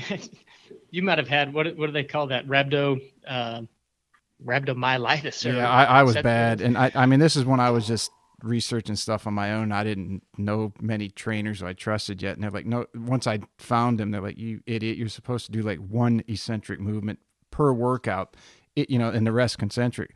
Well, I mean, it was terrible for a week, but by the end of the second week and end of the third week, the weight that I was doing skyrocketed. It had just jumped so high. It was. eccentric training is definitely an underutilized. So most of our programs, as we're teaching people these different movements, we're really big on going slow through most of the motions in that eccentric pattern because that's when you're building up the tension. That's when I feel like you're gaining more of the strength component. Most of us kind of pay attention to the concentric. So in a bicep curl, for anybody that's listening that doesn't know eccentric versus concentric, just look at a bicep curl. When you're curling the weight up towards your shoulder and bending your elbow, that's the concentric. So your bicep is shortening.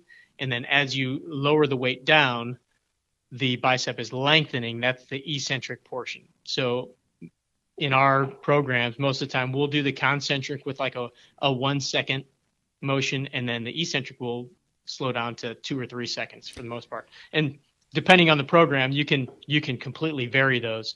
And eccentric training, if you like you found Oh, out, Pete, that makes you so much more sore when you have large eccentric components to your workouts. And soreness is not necessarily what you should gauge the effectiveness of your workouts on. I can Uh, vie for that one. but yeah, that definitely will.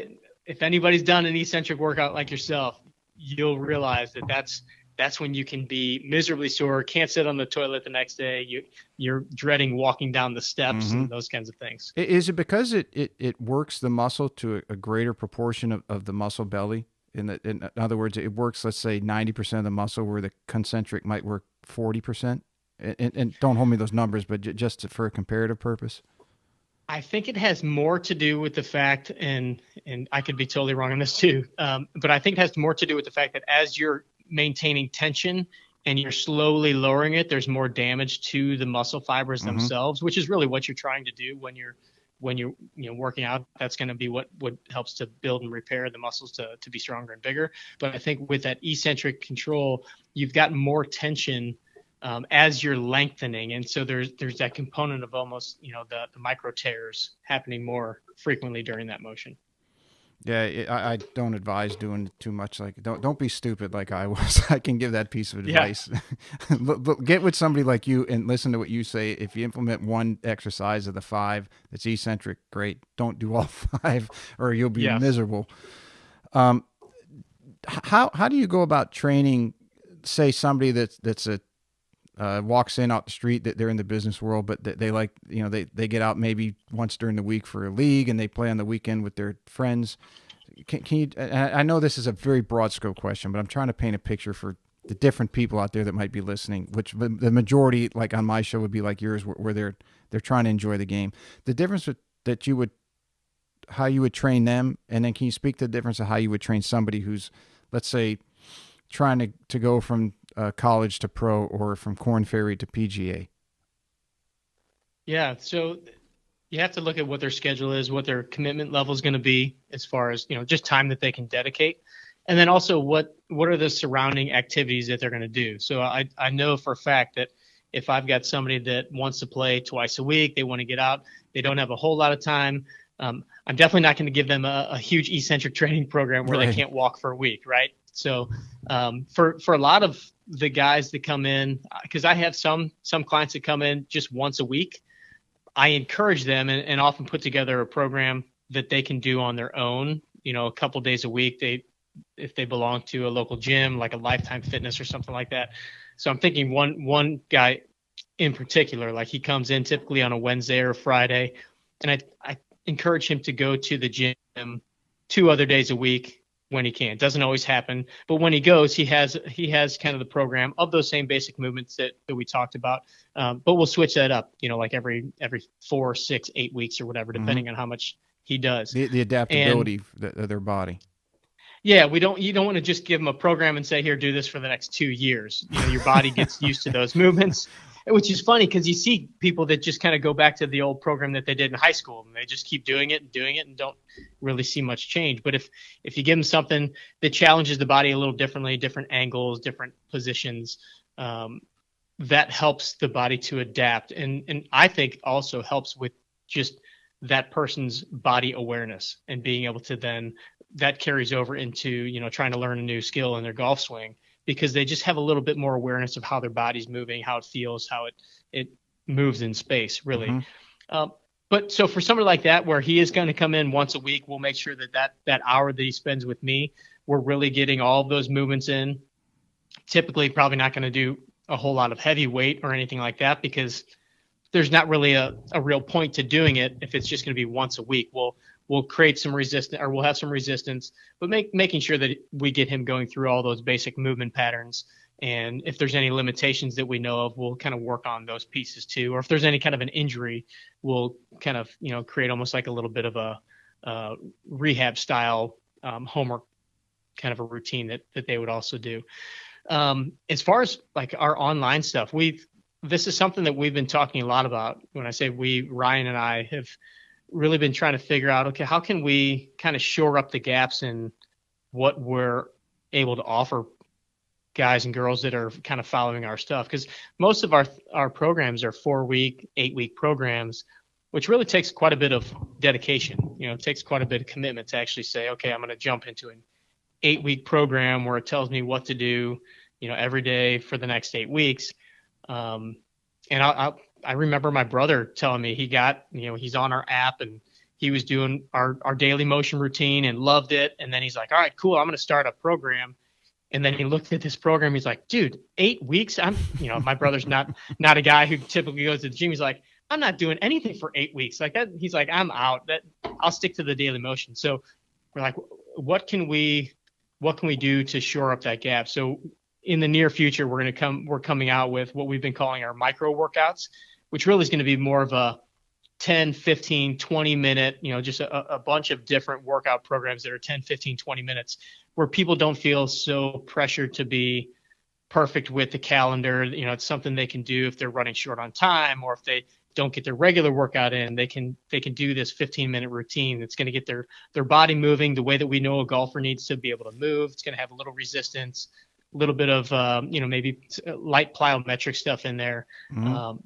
And that's, I think, going to be a program or a style that more people are going to lean towards, because most people just don't have a ton of time in the day. They don't have, 4 extra hours a week to get to the gym or something like that. And they don't have the time to the recovery. They got busy lives, and anything that's going to make them super sore and slow them down or fatigue them is going to be, they're going to cut that out. I can't do this. Right. Right. And that's kind of a shocker sometimes when somebody, and we know this. I mean, most of us were athletes at some time. You know that whenever you start a new program or you get back into training, you're going to be sore that first go round. And then that slowly dissipates. But sometimes people are freaked out by that. And they're like, dude, I just did my workout and I'm sore and it's going to affect my golf game this weekend. And so we have to keep that in mind as well, even though that if you really are committed to that 8-week program or really to making some big changes, sometimes you just got to deal with that soreness at first and realize that you're not playing in the Masters on Saturday and a little soreness is, is maybe going to be okay. But then you asked about like the difference of what I would do with somebody, like on the Korn Ferry Tour or, going to the PGA Tour. So I am fortunate enough to work with Hayden Buckley, who is now on the PGA Tour, and have just been working remotely with him for the last couple of years. And his program it's more of a 4 days a week. And he's very good at dictating what feels right when he wants to do his workouts. He's very diligent about getting his workouts in. But when it's kind of a little bit more of an off-season area, which they don't really have much of, he likes to do a 4-day split, and we'll typically break it into upper body, lower body kind of movements, just because that's what he likes. He likes to have a little bit of that soreness when he doesn't have to play that weekend. But then when he is playing, he'll do some strength training stuff towards the beginning of the week, maybe a little bit more total body work, and then towards the end of the week it'll be more just kind of movement routine stuff, a little bit more like these micro workouts that we were talking about. Is it more of a where you would, let's say, if you're reducing the intensity, you could knock down you either reduce the intensity or you knock down the amount of sets that he does? Yeah, you knock down the volume of it. Yeah. When if it's basically in the off season is when we're really looking to build some strength, Mm-hmm. right? So that's when I feel like we can push it a little bit more with some weight. We can do a little bit of heavier lifting. We can do even a little bit more volume. But when it comes to playing season, yeah, we're going to lower we'll probably typically back down a little bit of both. We'll lower the volume a little bit. It all depends on kind of what phase and what our goal is. If we're really working on building strength, we're going to be doing lower repetitions with maybe some more sets built in. But as the season comes along, then we're going to decrease the volume a little bit, decrease the intensity. Intensity meaning the amount of weight lifted, those kind of things. And different guys are different with what they like throughout the season too. I mean, we've all heard of Brooks and DJ going to the gym. I think Brooks was pressing 225 when he was here in St. Louis on Sunday before the PGA Championship when he went out and won. It was upper body day for him, and he just likes to keep his routine, and he just does what he wants to do and doesn't feel like it really impacts his game all that much. Whereas some guys won't touch a weight whatsoever if they're playing the next day or 2 days later. That's an interesting thing. I always found out that I played better after doing a workout, and that you're warmed up, you're loose, everything's flowing and ready to go, and everything seemed to move better. And then if I tried not to do anything, it took longer. It just didn't feel that you were on as much. I don't know what the reason might have been. I mean, this was years ago, but and I'm sure somebody else would probably tell you the opposite. No, I don't want to feel that soreness or tightness the next day. Just at that level, that one little degree of that feeling, that muscle ache at the top of your swing, it might throw them off by enough to cause them to miss a cut or, not top 10 or whatever the case may be. Yeah, and then some guys would say that they like having a little bit of that twinge of soreness because they can almost feel their body a little bit better. Mm-hmm. Exactly. They can feel their positions a little bit better. So yeah, it's so individual, and I get that question a lot from we get emails about it like, oh, what should I do if I'm playing that day? Should I work out or shouldn't I work out? And unfortunately, the answer is always kind of it depends on you're gonna have to try it and see for yourself. Yeah, you gotta gauge it. Yeah, I personally don't mind working out in the morning if I'm playing in the afternoon. But again, I'm not going to go crazy and do a bunch of squats where I'm exhausting myself or not going to max out. Yeah, like you just back to your point of just don't be dumb. Like don't do stupid things, right? Like pay attention to your body and understand, if you have to perform later on, like just don't overdo it. But the only way you can really figure that out is kind of trial and error, like most things. What are some of the injuries that you're seeing more often, and is the best prevention or the best way to deal with an injury is to make sure that your players are preventative and that they're mobile, flexible, strong where they need to be? Yeah, I would say that back pain is always probably number one. Mm-hmm. Almost every golfer that I've ever worked with has had back pain to some extent. And typically that back pain is a result of something not moving very well. So whether that be their front hip or their trail hip or their thoracic spine not rotating very well, are it's a common misunderstanding of what the low back, the movement of the low back, and really your lower spine, your lumbar spine is really meant to just flex forward and flex backward. It doesn't have a whole lot of rotation at those discs and at those vertebrae. And so the rotation really occurs from the upper back, kind of in between your shoulder blades and your ribs, and then also at your hips. And so if those aren't moving very well, then your body tries to find that motion from other places. And oftentimes that is your lower back. So the first remedy is to just start getting some of those other pieces moving well if they're not already. So if Mm-hmm. we do some tests and look at their rotation in those different spots, typically we'll find something that has an impact. And that's one of the tests that we do. One of the TPI screens is simply having somebody stand kind of on one leg, use the other leg as almost like a little bit of a balancing kickstand, and rotate into one direction, rotate in the other direction, and see if they have the proper amount of rotation. If they don't, then that tells me that there's something possibly in their swing that they're going to be doing because that hip can't rotate well. So whether that be they end up standing up into their backswing or they early extend as they're going through the ball, a lot of it can be because of sometimes it's just movement pattern stuff, but sometimes it's your body just doesn't want to do it. And we take the path of least resistance. So our body ends up compensating in one way, shape, or form. So then we got to work on improving that limitation or reducing that limitation, and then working on that movement pattern with kind of that new motion and create some strength in that new motion. But to be honest, I think most golf injuries are because of that, something not moving well and another part of the body ending up compensating for that. And the more we can reduce that, that Dr. Andrea Ospina that I was mentioning before from functional anatomy seminars and FRC, he said, look, the goal when working with an athlete or when working with a human being is just to make shit move nice. All your joints. Just if you make them move nice, then you're going to be able to create good patterns. But first you have to make these things move well. And that's where, the hip, the spine, the shoulders, all of those things. If you make them move well, then you're going to have a better likelihood of being able to create better patterns. That's interesting that you say that. I had Dr. Craig Boatwright. He's a local back orthopedic. He and his partner Jeff Rubin. They're both do backs. And Craig was a Rhodes Scholar. Went to Harvard Medical, and I was and most of the demographic here is the age is a little bit higher, but he deals with a lot of them, and he said that a lot of back trouble that he sees coming in, and of course they come in and say, Doc, I got to have surgery next week. I'm in so much pain. And he says, no, you're not going to need surgery. But he sees a lot in the upper lumbar because their thoracic and or their shoulders mobility is limited, and then they start turning out of that lumbar spine.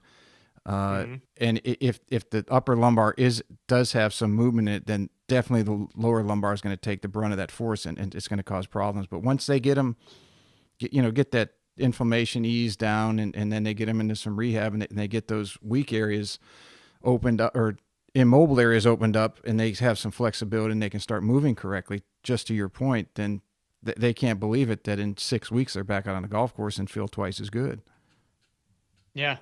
Yeah, we think that the area that has pain is the trouble spot when typically the area that has pain is the one that's kind of taking up the stress, Mm-hmm. but not necessarily the root of the problem. So that's where, as a clinician, you always kind of look above and below. You look at the joints above and below and say, okay, if this is hurting, and this goes the same for if it's a knee, if it's a hip, if I'm looking at the hip pain, okay, well, is the knee and ankle, is there an issue there that's causing something weird to happen at the hip, or is there something above, at the lumbar spine or the thoracic spine that's forcing you to move weird, that's impacting your hip? But yeah, I mean, most of the time when you look at back pain, or even so, another great example is tennis elbow. Tennis elbow, golfer's elbow. That's typically more of a shoulder or postural and like posterior shoulder strength issue, but your elbow is what's taking up a ton of that stress. Just like a pitcher that tears that ligament at the inside of the elbow, Mm-hmm. it's because that ligament is taking up so much of that stress because other pieces aren't doing their job. And so now that's kind of the area that is kind of taking up the brunt of it. And then finally, straw that broke the camel's back, and all of a sudden that's what hurts or pops, or that's where you get the inflammation and irritation. I've got to ask you, we're kind of winding down towards the end, about distance, and because Bryson has gotten kind of revolutionized things, at least at the professional level, and the different types of training, as far as strength training. And I'd love to get your opinion, because I had gone through that this is 15 years ago. I was still playing it, and I had gone into the heavyweight training, as I did that eccentric program, and my distances skyrocketed. And back then, the consensus was, at least through the people that I was working with, was that it was you were increasing your neural drive when you're trying to move a weight. For a drastic example, if you're trying to bench press, say 400 pounds, and you're barely moving it, but your neurons are firing to your muscles as fast as they can possibly go. And then now it seems like that might still hold some validity, but it seems like the idea of getting stronger is that your subconscious will allow your body to move faster because it feels like you have the strength, that you're not going to hurt yourself, and you can hold positions better. Is that along the right lines, or am I missing something in there? Yeah, I think it's a combination of both. I think that most of the guys that come in here that I deal with, just by doing some basic strength training kind of stuff, they're going to see the benefits because they haven't had that strength and the ability to create power and force through their lower body, especially. Mm-hmm. Most golfers, most people in general, guys specifically, tend to neglect the training of their lower body. It's rare that I get guys in here that have done like split squats before, or really do like squats, even dumbbells or goblet squats, those kind of things. And so just by implementing some of those and building up some strength, which they've never really had before, even myself, before I got into more of the strength training side, when I was a physical therapist, and before that, when I was a soccer player, I never did any real lower body strength training. It was more about, the physical looks and things like that. That's why we worked out back in college. Our soccer team, it was like, oh, we run, so our legs are fine. But now looking back, I was like, man, if I would have implemented some of this strength training stuff back in the day and would have been able to create more force and power through every step and every stride, I would have been so much faster and stronger and harder to beat off the ball, that kind of thing.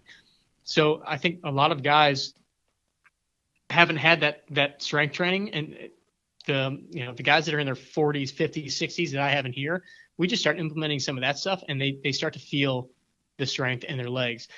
As far as the neural connection, this is why I'm so big on doing some of the speed trainers, like the super speed clubs Mm-hmm. and things like that, because there is that neural connection. And obviously we know that speed isn't just driven by pure strength and size, right? Because again, we talk about Justin Thomas and somebody like that being able to create so much speed, that there's a neural component too. It's the ability of your muscles to contract super fast and the signals to be sent through your body super fast.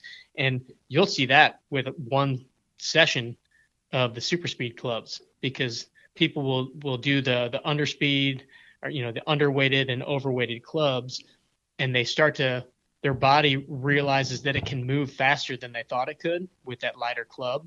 And that's that neural connection that all of a sudden, like, whoa, I'm 5 miles an hour faster than I on my first couple swings today. And so it's that combination of building up some strength and stability, and then also having that intent of speed when you're swinging a golf club, or like you said, even during some of your exercises. So we talked about the eccentric and the concentric before.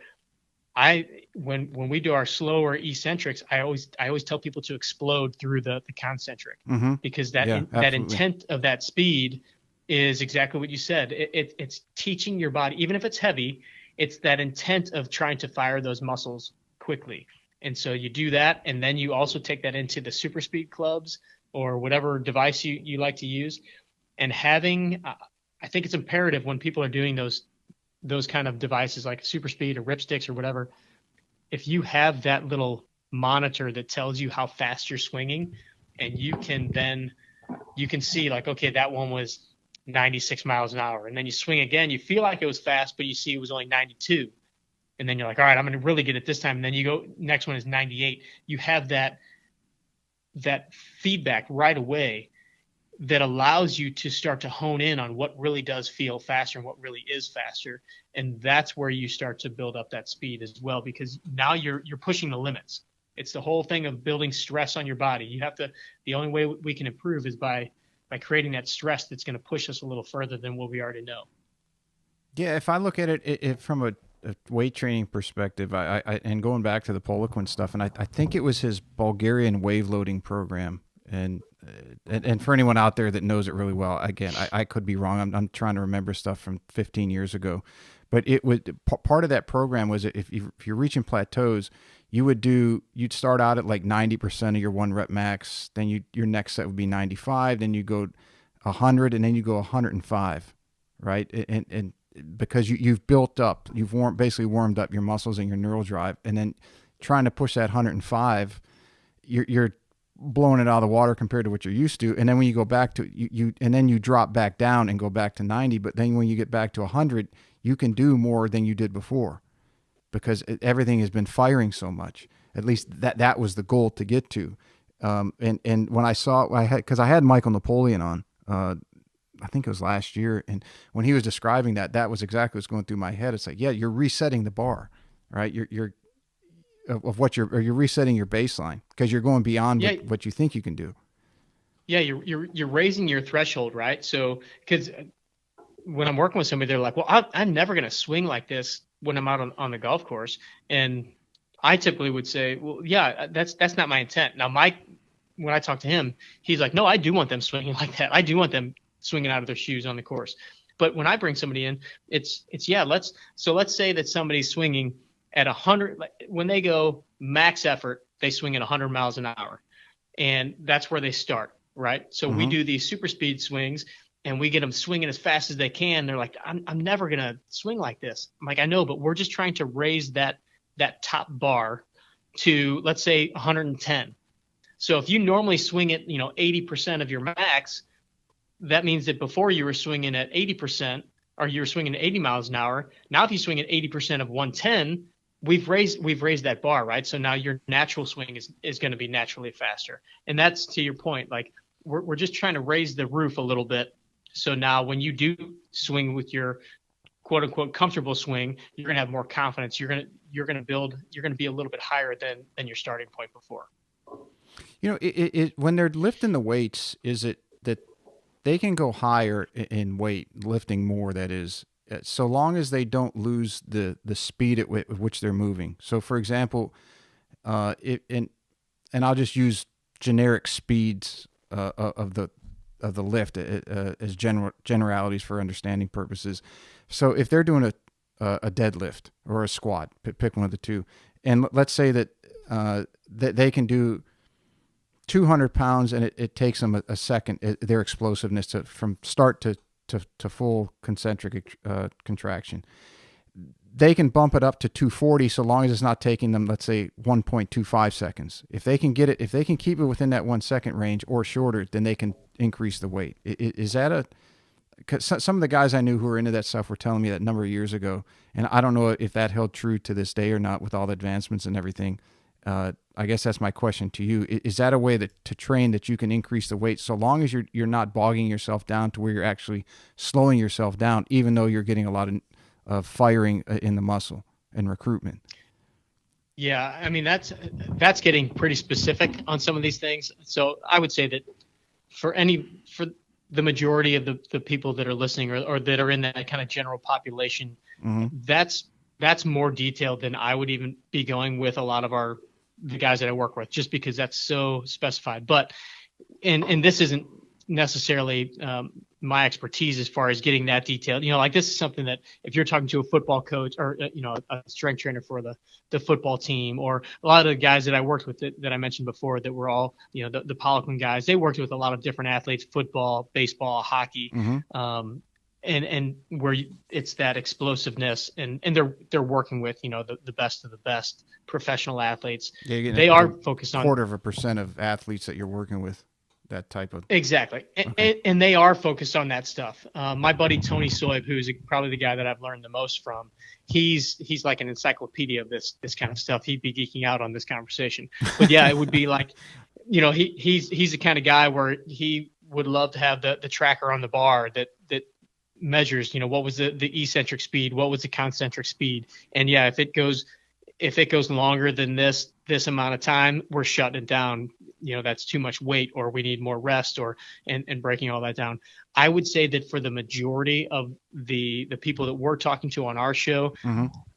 that's above their heads. That's above what they even need to really pay attention to, because again, they're not trying to be Dustin Johnson. They're not trying to be an NFL running back. They're not trying to be all of those things. But yes, the intent is, move it as fast as possible. And if it takes you too long, then yeah, you're probably too heavy. Right. Now, let me ask you this, and this might be a loaded question, but given some of the mental people you've had on your show, and you've had a number of exceptional ones, and given your background, what do you think is, and it might not even have an answer for this. What would you say is more important to improvement? Is it the body or the brain? The brain, I would say, for golf specifically. Mm-hmm. Yeah, I would say that. You're right. That is a loaded question, because I could teeter back and forth, but I think that most things boil down to your mental ability to handle the situation, and oftentimes to rebound from that situation. Any one of us could go out without doing a single exercise and lower our handicap, I think, with simply by improving mental tactics, your ability to visualize, your ability to focus, your ability to play with your own game as is, and just make better decisions and better choices out there, and better attitudes in many situations. So I think that ultimately, we all know plenty of guys that don't do a lick of effort in the gym that have improved their game or have the ability to play really, really well. I do think that improving your fitness, improving your body's ability to move, is definitely a way to improve. But I think if I had to pick one, I'd say that overall, the mental side of almost any endeavor is probably the most important. Yeah, and it's probably one that's neglected the most often. Because Yeah. as I tell all my psychologist friends or psychiatry friends that deal with sports, I say, it's for me, it's relatively easy because I can see the result based in the ball flight, what we're working on, or the body's movement. I say, you only see the reaction. You don't know what's going through the mind. Yeah. And you've got to dig a lot deeper or harder to find out what the root cause of that problem is, where I get to see it. You're dealing in the dark. So I don't envy that profession at all.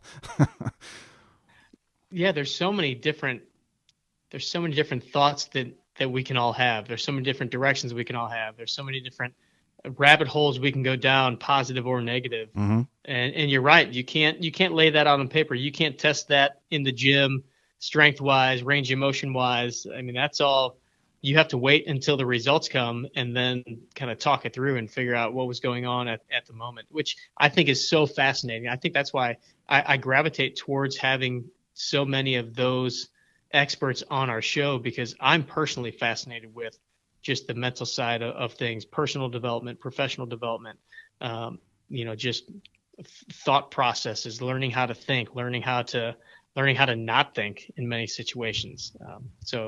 It's such a cool topic, but you're right, it's so ambiguous as well. Well, that when I had Drew Smith on, the Colonel, retired Colonel, and he didn't at first, he balked at coming on, and so I asked him at lunch one day, and he said, "Look, I don't think I can provide a lot of value to a golf podcast," and he's a very avid golfer, and I said, "Okay, let me ask you this question." I said, "Do you have a pre-shot routine?" He said, "Yes, of course." I said, "Well, do you stick to it?" And he said, "Not as much as I should." I said, "Okay, what organization around the world is known for their ability to stick to routines and have discipline?" And he got this big smile across his face, and he goes, "Okay, you got me. I'm in." So That's yeah, awesome. I have not dove enough into that.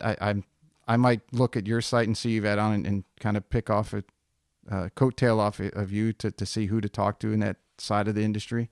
But I need to get some more people like that on, just to hear what they have to say. Yeah, two guys that I love. I just had them on the show again because they just came out with their newest book, is Gary Nickel and Carl Morris, and they wrote the Lost Art series. So the Lost Art of Putting, the Lost Art of Playing Golf, and their most recent is the Lost Art of the Short Game. Hmm. And they are Gary is over in Scotland. I can't remember, Archerfield, I think, is the name of the course that he is at, where he's got his facility. And then Carl is in the UK, and he's more of the mental and performance coach. They've both worked with a bunch of Ryder Cuppers, European Ryder Cuppers, Ryder Cup captains, and Oh, hey, I need to steal some of their secrets for our guys. yeah, exactly, exactly. But what I love about their stuff is they've written 3 instructional books, and they have no instruction in them as far as like technique. It's like Mm-hmm. it's all about just the way you approach the game, your attitude, your gratitude, and just kind of the mental side of how you really approach it as a golfer, as an artist. And there's so much to it that is not the traditional, this is the technique that you need to work on, or this is the grip, or this is the position. It's the opposite of that, and I love that about them. What is your position on the distance debate? Do you think that the tour and the golfing world should rein it in, or do you have the theory to just let them rip it and see what happens? I kind of go back and forth. I mean, I don't find it all that exciting to just see guys ripping it as far as they can. Mm-hmm. Taking But the at the same strategy, time, some of the strategy out, I think. yeah, I think so. But then also, it's kind of like, well, that's sports, and that's athletics too. I Mm-hmm. mean, I think that there's, for them to dial back everything, I think doesn't make sense, because myself and the rest of the Joe Blows out there, we all want more distance, right? So it doesn't make sense to dial it back for everybody. And then I don't know how you bifurcate that and make it so it's, just dialed back for the pros and not for the regular guys, and amateur events and things like that. I mean, I hate to see some of these, these classic courses getting kind of gobbled up because they can't handle the distance that these guys play. But as a sports fan, or as a fan of athletics, I like to see the fact that these guys are, continuing to get bigger, stronger, better. And so I don't really have a real take on, oh yeah, they need to dial it back or they need to let it go. I personally don't really care to watch the bomb and gouge, but I mean, it's kind of where the sport is too. Mm-hmm. What about you? What do you think? Do you have a take? I think that Mickelson's take on all, if they modified the ball a little bit, to add more spin, would change things a lot. And that the harder that you swing and hit it, the more spin you're going to have, which is going to bring in more curve, and now accuracy becomes more of an issue. I think that if what they do at the courses, and I don't follow this as much as I used to when I was, trying to play for a living.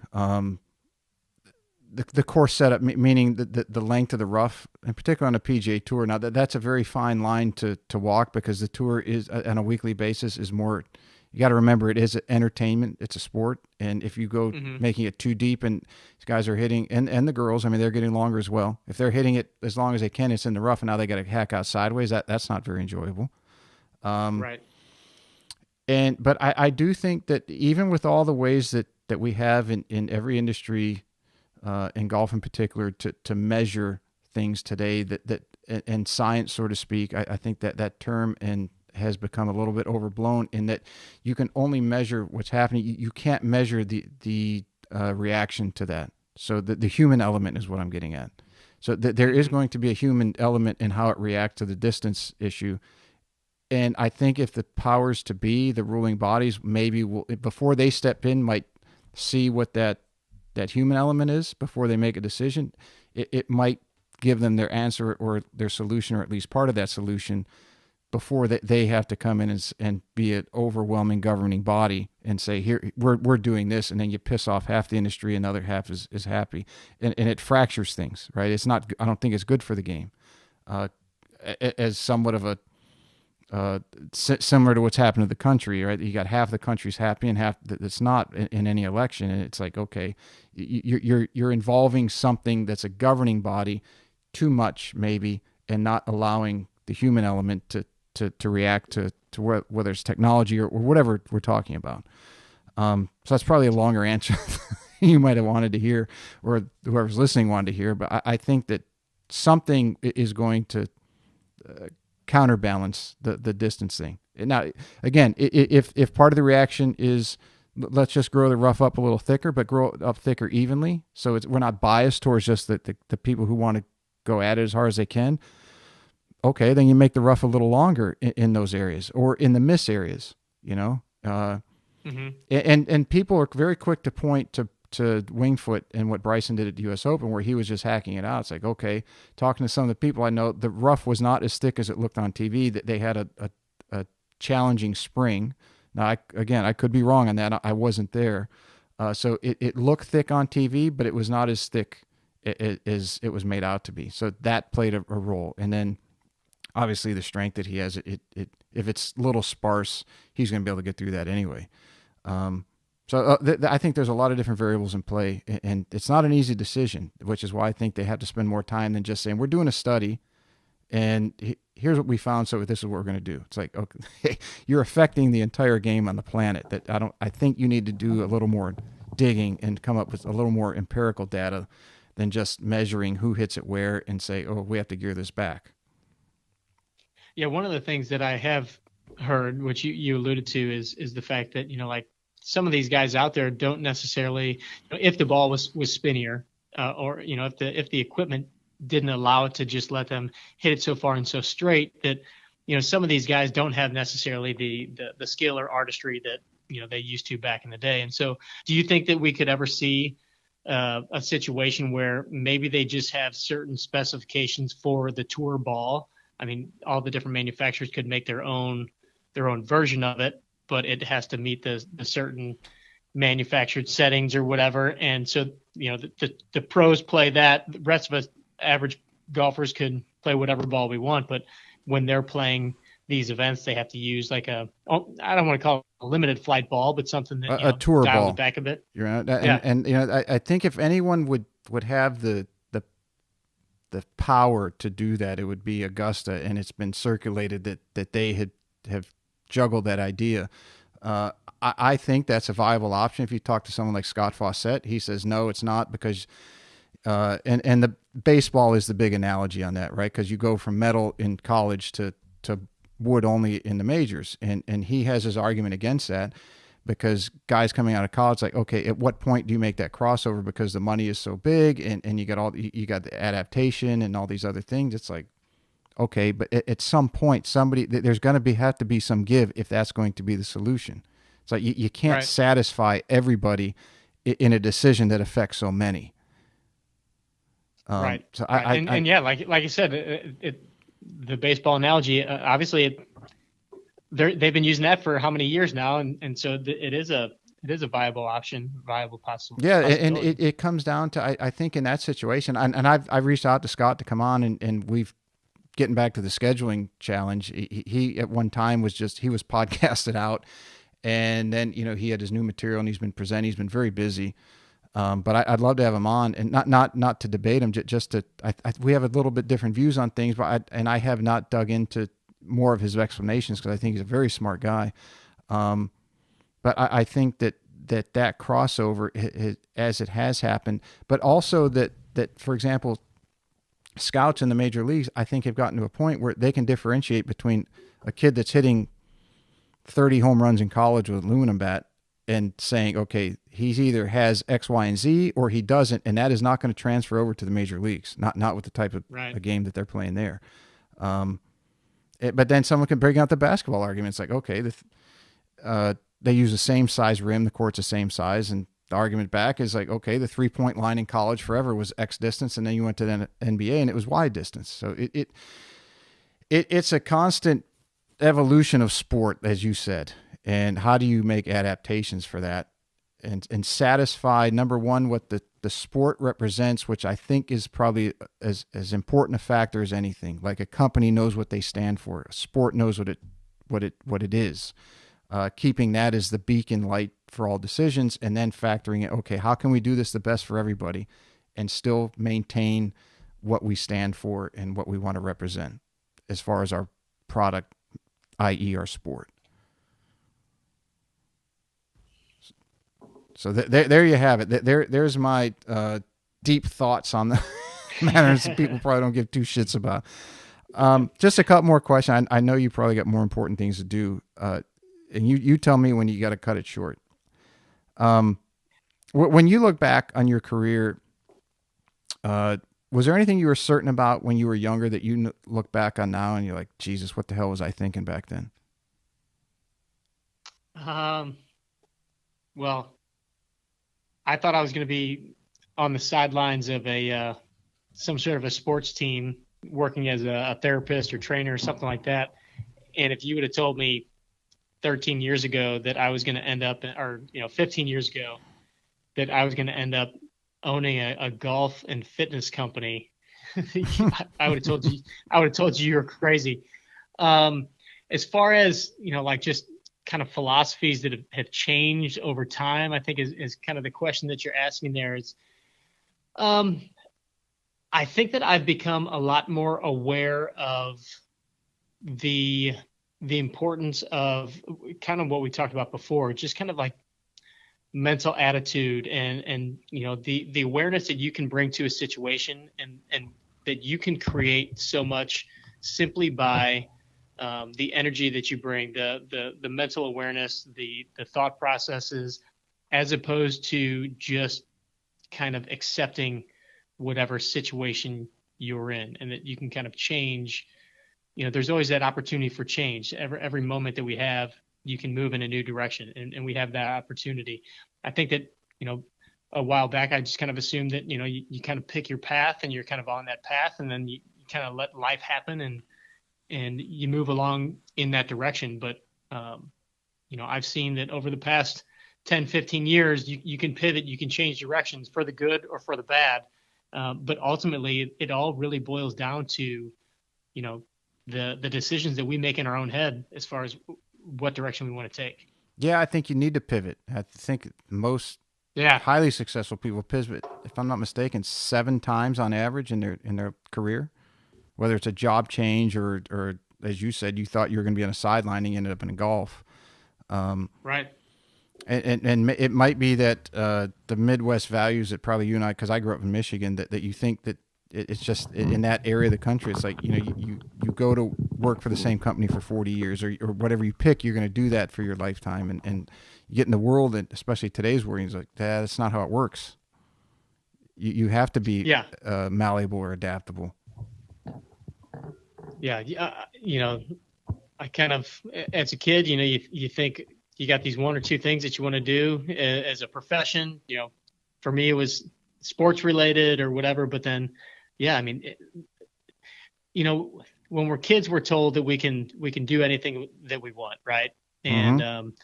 And there's many I think in except for kind of like, the obvious examples of, like me going and playing in the NBA, I really do think I was sitting there having a conversation with my 8-year-old yesterday, and he is like off the charts into like space and like planets and learning about all of this stuff, like to the point where we were watching this video that he got. It's a NASA DVD, and he like they would show something on the screen, and he's like, "Oh, that's the Andromeda galaxy," and I'm like, "What?" He's 8 years old. And I'm like, "He's 8 years old," and I looked at him and I was like, Grant, I want you to know this, that like you have the possibility to be, like you have the world in front of you, and every scientist, every astronaut, that is considered the smartest in the world at some point was a little boy just like you, and if you continue with this passion of yours or whatever you want to do, like the sky really is the limit. And if you start to implant that into all of our psyches, that, like the more we dig into things, the more possibilities that there are. And I think for a period of time, I didn't really necessarily believe that. Obviously, again, I'm not going to go be a running back in the NFL, but as a kid, like in those respects, like if it has to do with something you love, something you're passionate about, it's like why can you not be the next, Neil Armstrong or the next, whatever?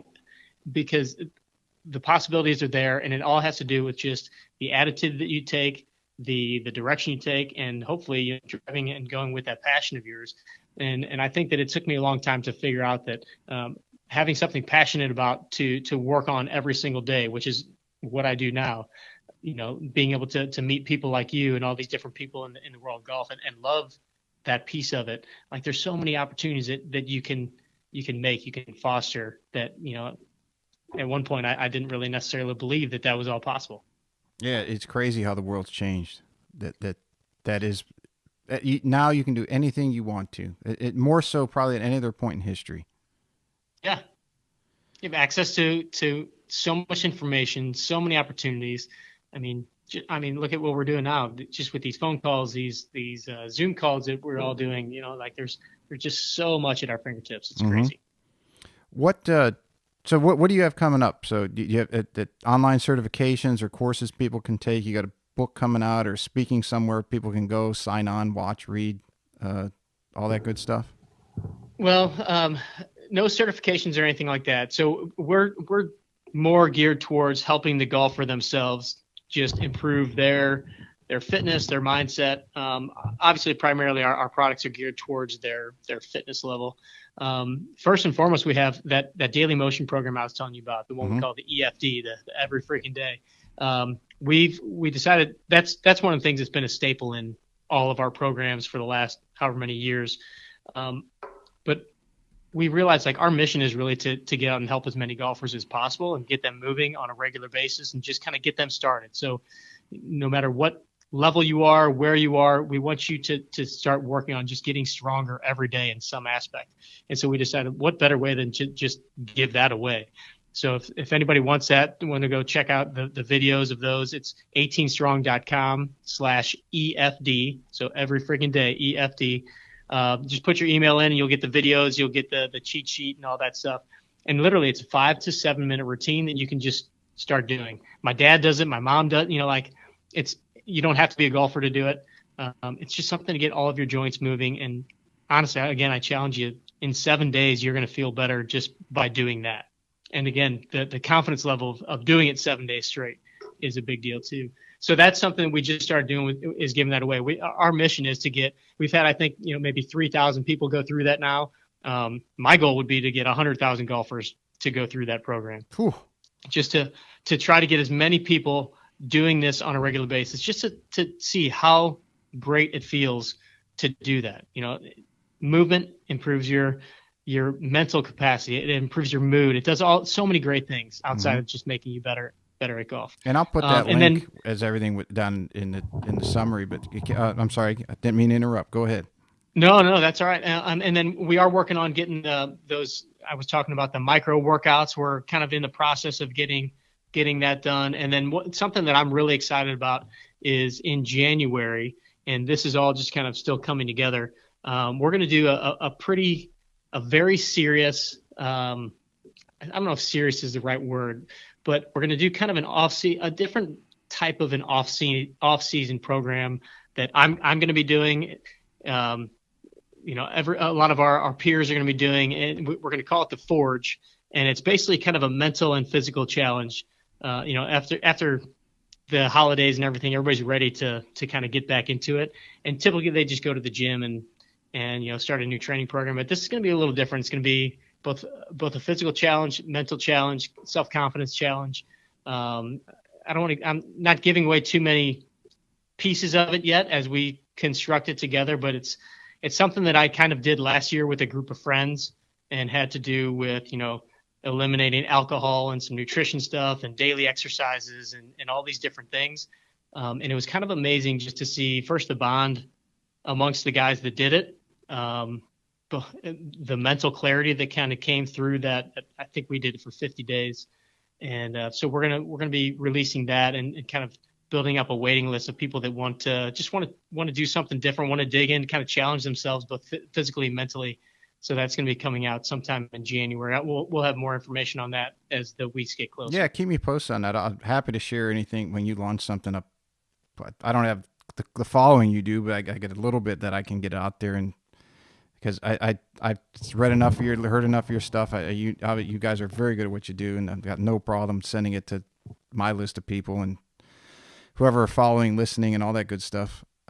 Social media, you're on all of them, right? Facebook, Instagram, yeah, Twitter. We're on Facebook, Instagram, Twitter. I don't really do much. We don't really do a whole lot on Twitter. We sometimes just push stuff over from the other platforms. Twitter is just kind of a negative place from what my experience on it, so I don't spend too much time over there. Instagram is probably the one that we put some stuff out on most. And again, that's one of those things that we keep telling ourselves that we want to do more over there, but other priorities and projects have taken more of the driver's seat there. But you can find everything over at 18strong.com. You can find our podcast on pretty much anything. Just search for the 18 Strong podcast. And that's about it. Cool. And again, everybody, I'll have all those links when you go to the website page and Jeff's page. It'll all be on there. One click of a button, you can check it all out. You want to wrap up with some rapid fire, the Emergency 9? Yeah, bring it on. All right, the first one, and this has become the favorite first one, and Dan said, make sure, because I asked him, I said, you need to tell me some funny stories about Jeff. What do I need to ask him? He said, ask him the one that you always ask. I said, okay. So your Ryder Cup walk-up song, what would it be? You're walking up to the first tee. So I think mine, and this has kind of been my thought for the last several years, is I'm a big Beastie Boys fan, always have been. And so Beastie Boys Sabotage is kind of playing in my head as I walk up to the tee box when I'm ready to just let it rip. Cool. That's a good one. I haven't heard that one. It's mostly been rock, and that's a cool one. That's a little more hip, I guess I could say. Okay, last book that you read, because you're obviously very well educated.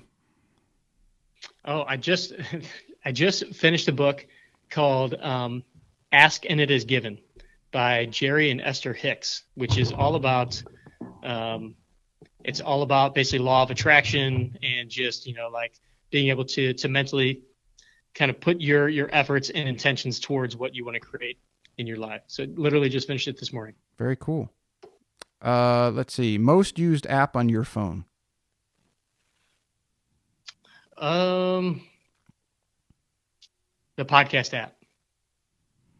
I pretty much listen podcast or Audible. I've always got something playing when I'm in the car to and from the office. I'm with you. And all my friends say, how do you find all this time to listen to all these podcasts? I'm like, okay, I work out about an hour and a half a day, and I got about a 25-minute ride to work each way. So there we go.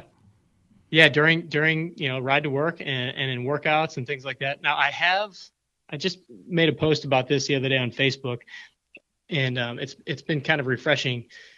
I have actually stopped listening to things I walk the dog every morning at about 5:30 or 6 o'clock. I've stopped listening during those walks just because sometimes I feel like I'm taking in so much information that I never really get to like just be quiet and enjoy, nature or Nature, just yeah. being bored or, so I've really, and it's a challenge because I'm always thirsty for, hearing something new or listening to something. We talked about shiny object syndrome before.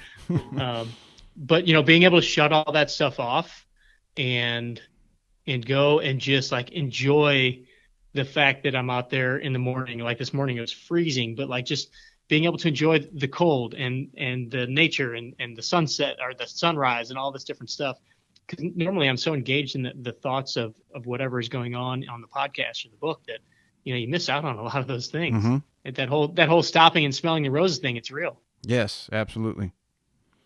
Let's see. If someone gave you a 10-foot putt and said if you make it, you get $1 million, but if you miss it, you can't use your phone for a year, would you take your chance? Oh, I would take it in a heartbeat. Okay. If I could, Pete, I would love to erase every app off my phone, including social media. And so, yeah, I mean, it's a necessary thing that I have to use it every day, but that'd give me a good excuse to not have it. Right. I'm with you on that one. Your favorite course you ever played?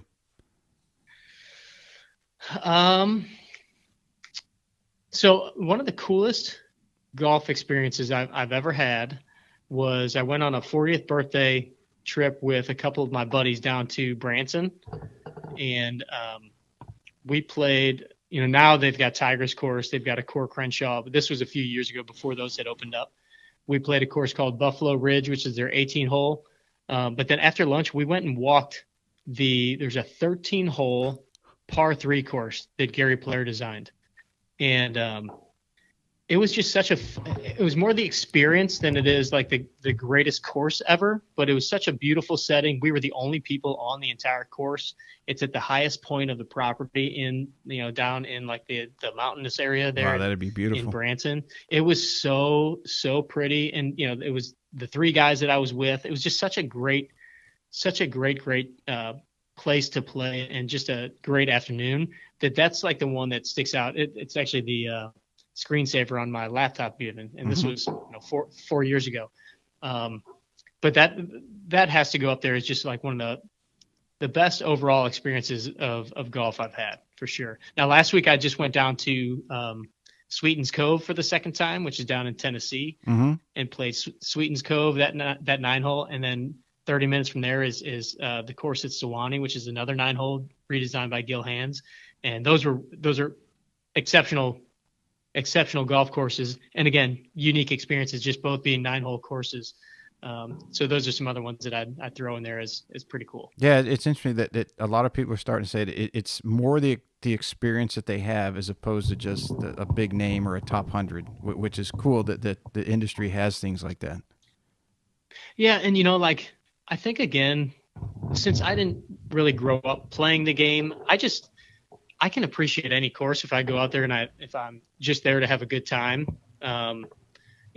It's going to be hard for me to come off of a course and say I hated that course, or I didn't like that course, even if one of my favorite courses to play here in St. Louis is a 9-hole muni track called Ruth Park that, it's nothing special, but it's always in great shape. And, but I'm always there playing with a bunch of buddies. And to me, that's my golf, I love to compete. I love to improve, but most importantly, I love to just get out and again, enjoy the setting, enjoy the people that I'm with. Cool. That's the best thing to do. A couple more. Which do you look forward to more, the Ryder Cup or the Masters? The Masters. Yeah, the Masters is it's kind of cool because over the past several years we've started to typically go over to my parents' house, and nobody in my family was golf fans ever until I started working in golf, and slowly I started to pull my dad and my brother over to the dark side. And, now it's like a thing that we go over to my parents' house. I make pimento cheese sandwiches. One of the last memories of being with my grandpa was a couple of years ago when Tiger Woods won the Masters. That was the last time I saw him before he kind of got sick. And it's just like, it's got such a special feeling to it. yeah, I definitely get more hyped up and excited for that than I do the Ryder Cup. And I love the Ryder Cup. It's so much fun to watch. But the Masters Sunday is just a very special event for me and my family. Cool. It's very cool. With the new James Bond movie that's out lately, who would you say is the best James Bond of all time? Ooh, man, I really like Sean Connery. Daniel Craig, I think is awesome. He brings a new feel to Bond, but I just think Sean Connery is just a badass, and just have always liked him. So I'll say Sean Connery. All right, and two more. Because you, as I followed you, and I know that you play a lot with your buddies, as you mentioned the trips you go on. What is your go-to drink when you're playing with the guys? Typically a Budweiser. However, just recently, one of my buddies on our Ryder Cup trip bought me a Fireball and lemonade. Ooh, and I was that's surprised at how good that was. It was, yeah. He's like, I bought you a drink, and I said, whatever you bought, I don't want it. I don't trust you. And he said, no, it's a great on-course drink. Yeah, Fireball and lemonade. So that's I need to have another one out on the course to verify that. God, cinnamon really and lemon. That's an interesting. Yeah, it didn't sound good to me, but it had a refreshing kick to it. All right, and then the last one, and this one, the first and the last one, everyone get. They're always the same. In your opinion, who's the greatest of all time? Tiger Woods. And I think that, I didn't get to see Jack play. I did get, and I really I wasn't even really paying attention to golf all that much through like Tiger's big years too. I didn't really start working with golfers till it was 2008, and that's really when I started to pay attention. I mean, obviously I knew that Tiger Woods was a maniac and he was incredible, but and so just being able to see the dominance that he had, and I didn't get a chance to watch that with Jack, so I have to say Tiger. I don't think you can lose on whoever you pick. I mean, there've been so many great ones. Agreed. And it's a very debatable topic, which is why I put it in there. Yeah, definitely. Hey, Jeff, it's been awesome. I'm very happy that we finally got to connect. I've been a big fan for a long time. I love following your stuff, and I'd love to have you on again whenever you get the chance or need a break and just want to catch up and shoot the breeze and talk more golf and training. Sounds good, man. We're definitely going to do this over on the 18 Strong podcast sometime soon too. So we'll have some time to catch up for sure. Awesome. I appreciate it. Well, you have a great day, and I'll be in touch soon. Sounds good. Thanks, Pete. All right, everybody. Thank you so much for listening to today's show. If you enjoyed it, you can find more information on today's episode and other topics at golf360.blog. There you'll find the show notes and links related to this episode, as well as any other episode that we've done so far to date. If you're interested in improving your game and would like to learn more from yours truly by taking a private lesson, a half-day or multi-day school, club or putter fitting, you can reach me through the blog site or by email, pete@golf360.blog. So some of you may be asking, what is the golf paradigm? All you have to do is click on the homepage while on my blog site to discover how you can start playing better than you ever thought possible. Or you can simply sign up, again, on the blog page for my instructional videos where I give regular tips on all areas of the game to include the swing, club design and fitting, health, fitness and nutrition, the mental aspects, and equally as important, the integration of all those things together. I'm also on social media, and you can find me at The Golf Paradigm. That's PARADIGM, and I'm on Facebook, Instagram, and Twitter. And don't forget to subscribe to my YouTube channel, also under the same name, The Golf Paradigm. Facebook is usually the best way to reach me for questions and or comments, and I look forward to hearing what all of you have to say. This podcast is brought to you in part by Old South Golf Links. A short ride across a bridge from Hilton Head Island is one of the area's finest golf courses and a hidden treasure. Set up on towering pines and ancient oaks with sweeping marsh vistas, truly makes Old South Golf Links a one-of-a-kind golfing experience. The Clyde Johnson design was named one of the top 10 new public courses when it opened, and it also takes full advantage of the natural beauty of the Low Country. Old South is a fun and unique challenge for golfers of every skill level and a favorite of both locals and visitors. Whether it's your first time here or you're a regular, you'll be treated and feel like family. From the bag drop to check-in at the fully stocked pro shop with both men's and women's apparel, to breakfast or lunch before or after your round, the staff is always ready and willing to help. Experience for yourself why Old South is one of the premier golf courses in the Hilton Head area and why it will quickly become a favorite of yours too. Visit them in person or online at www.oldsouthgolf.com, or to make it tee time, simply call the pro shop at 843-785-5353.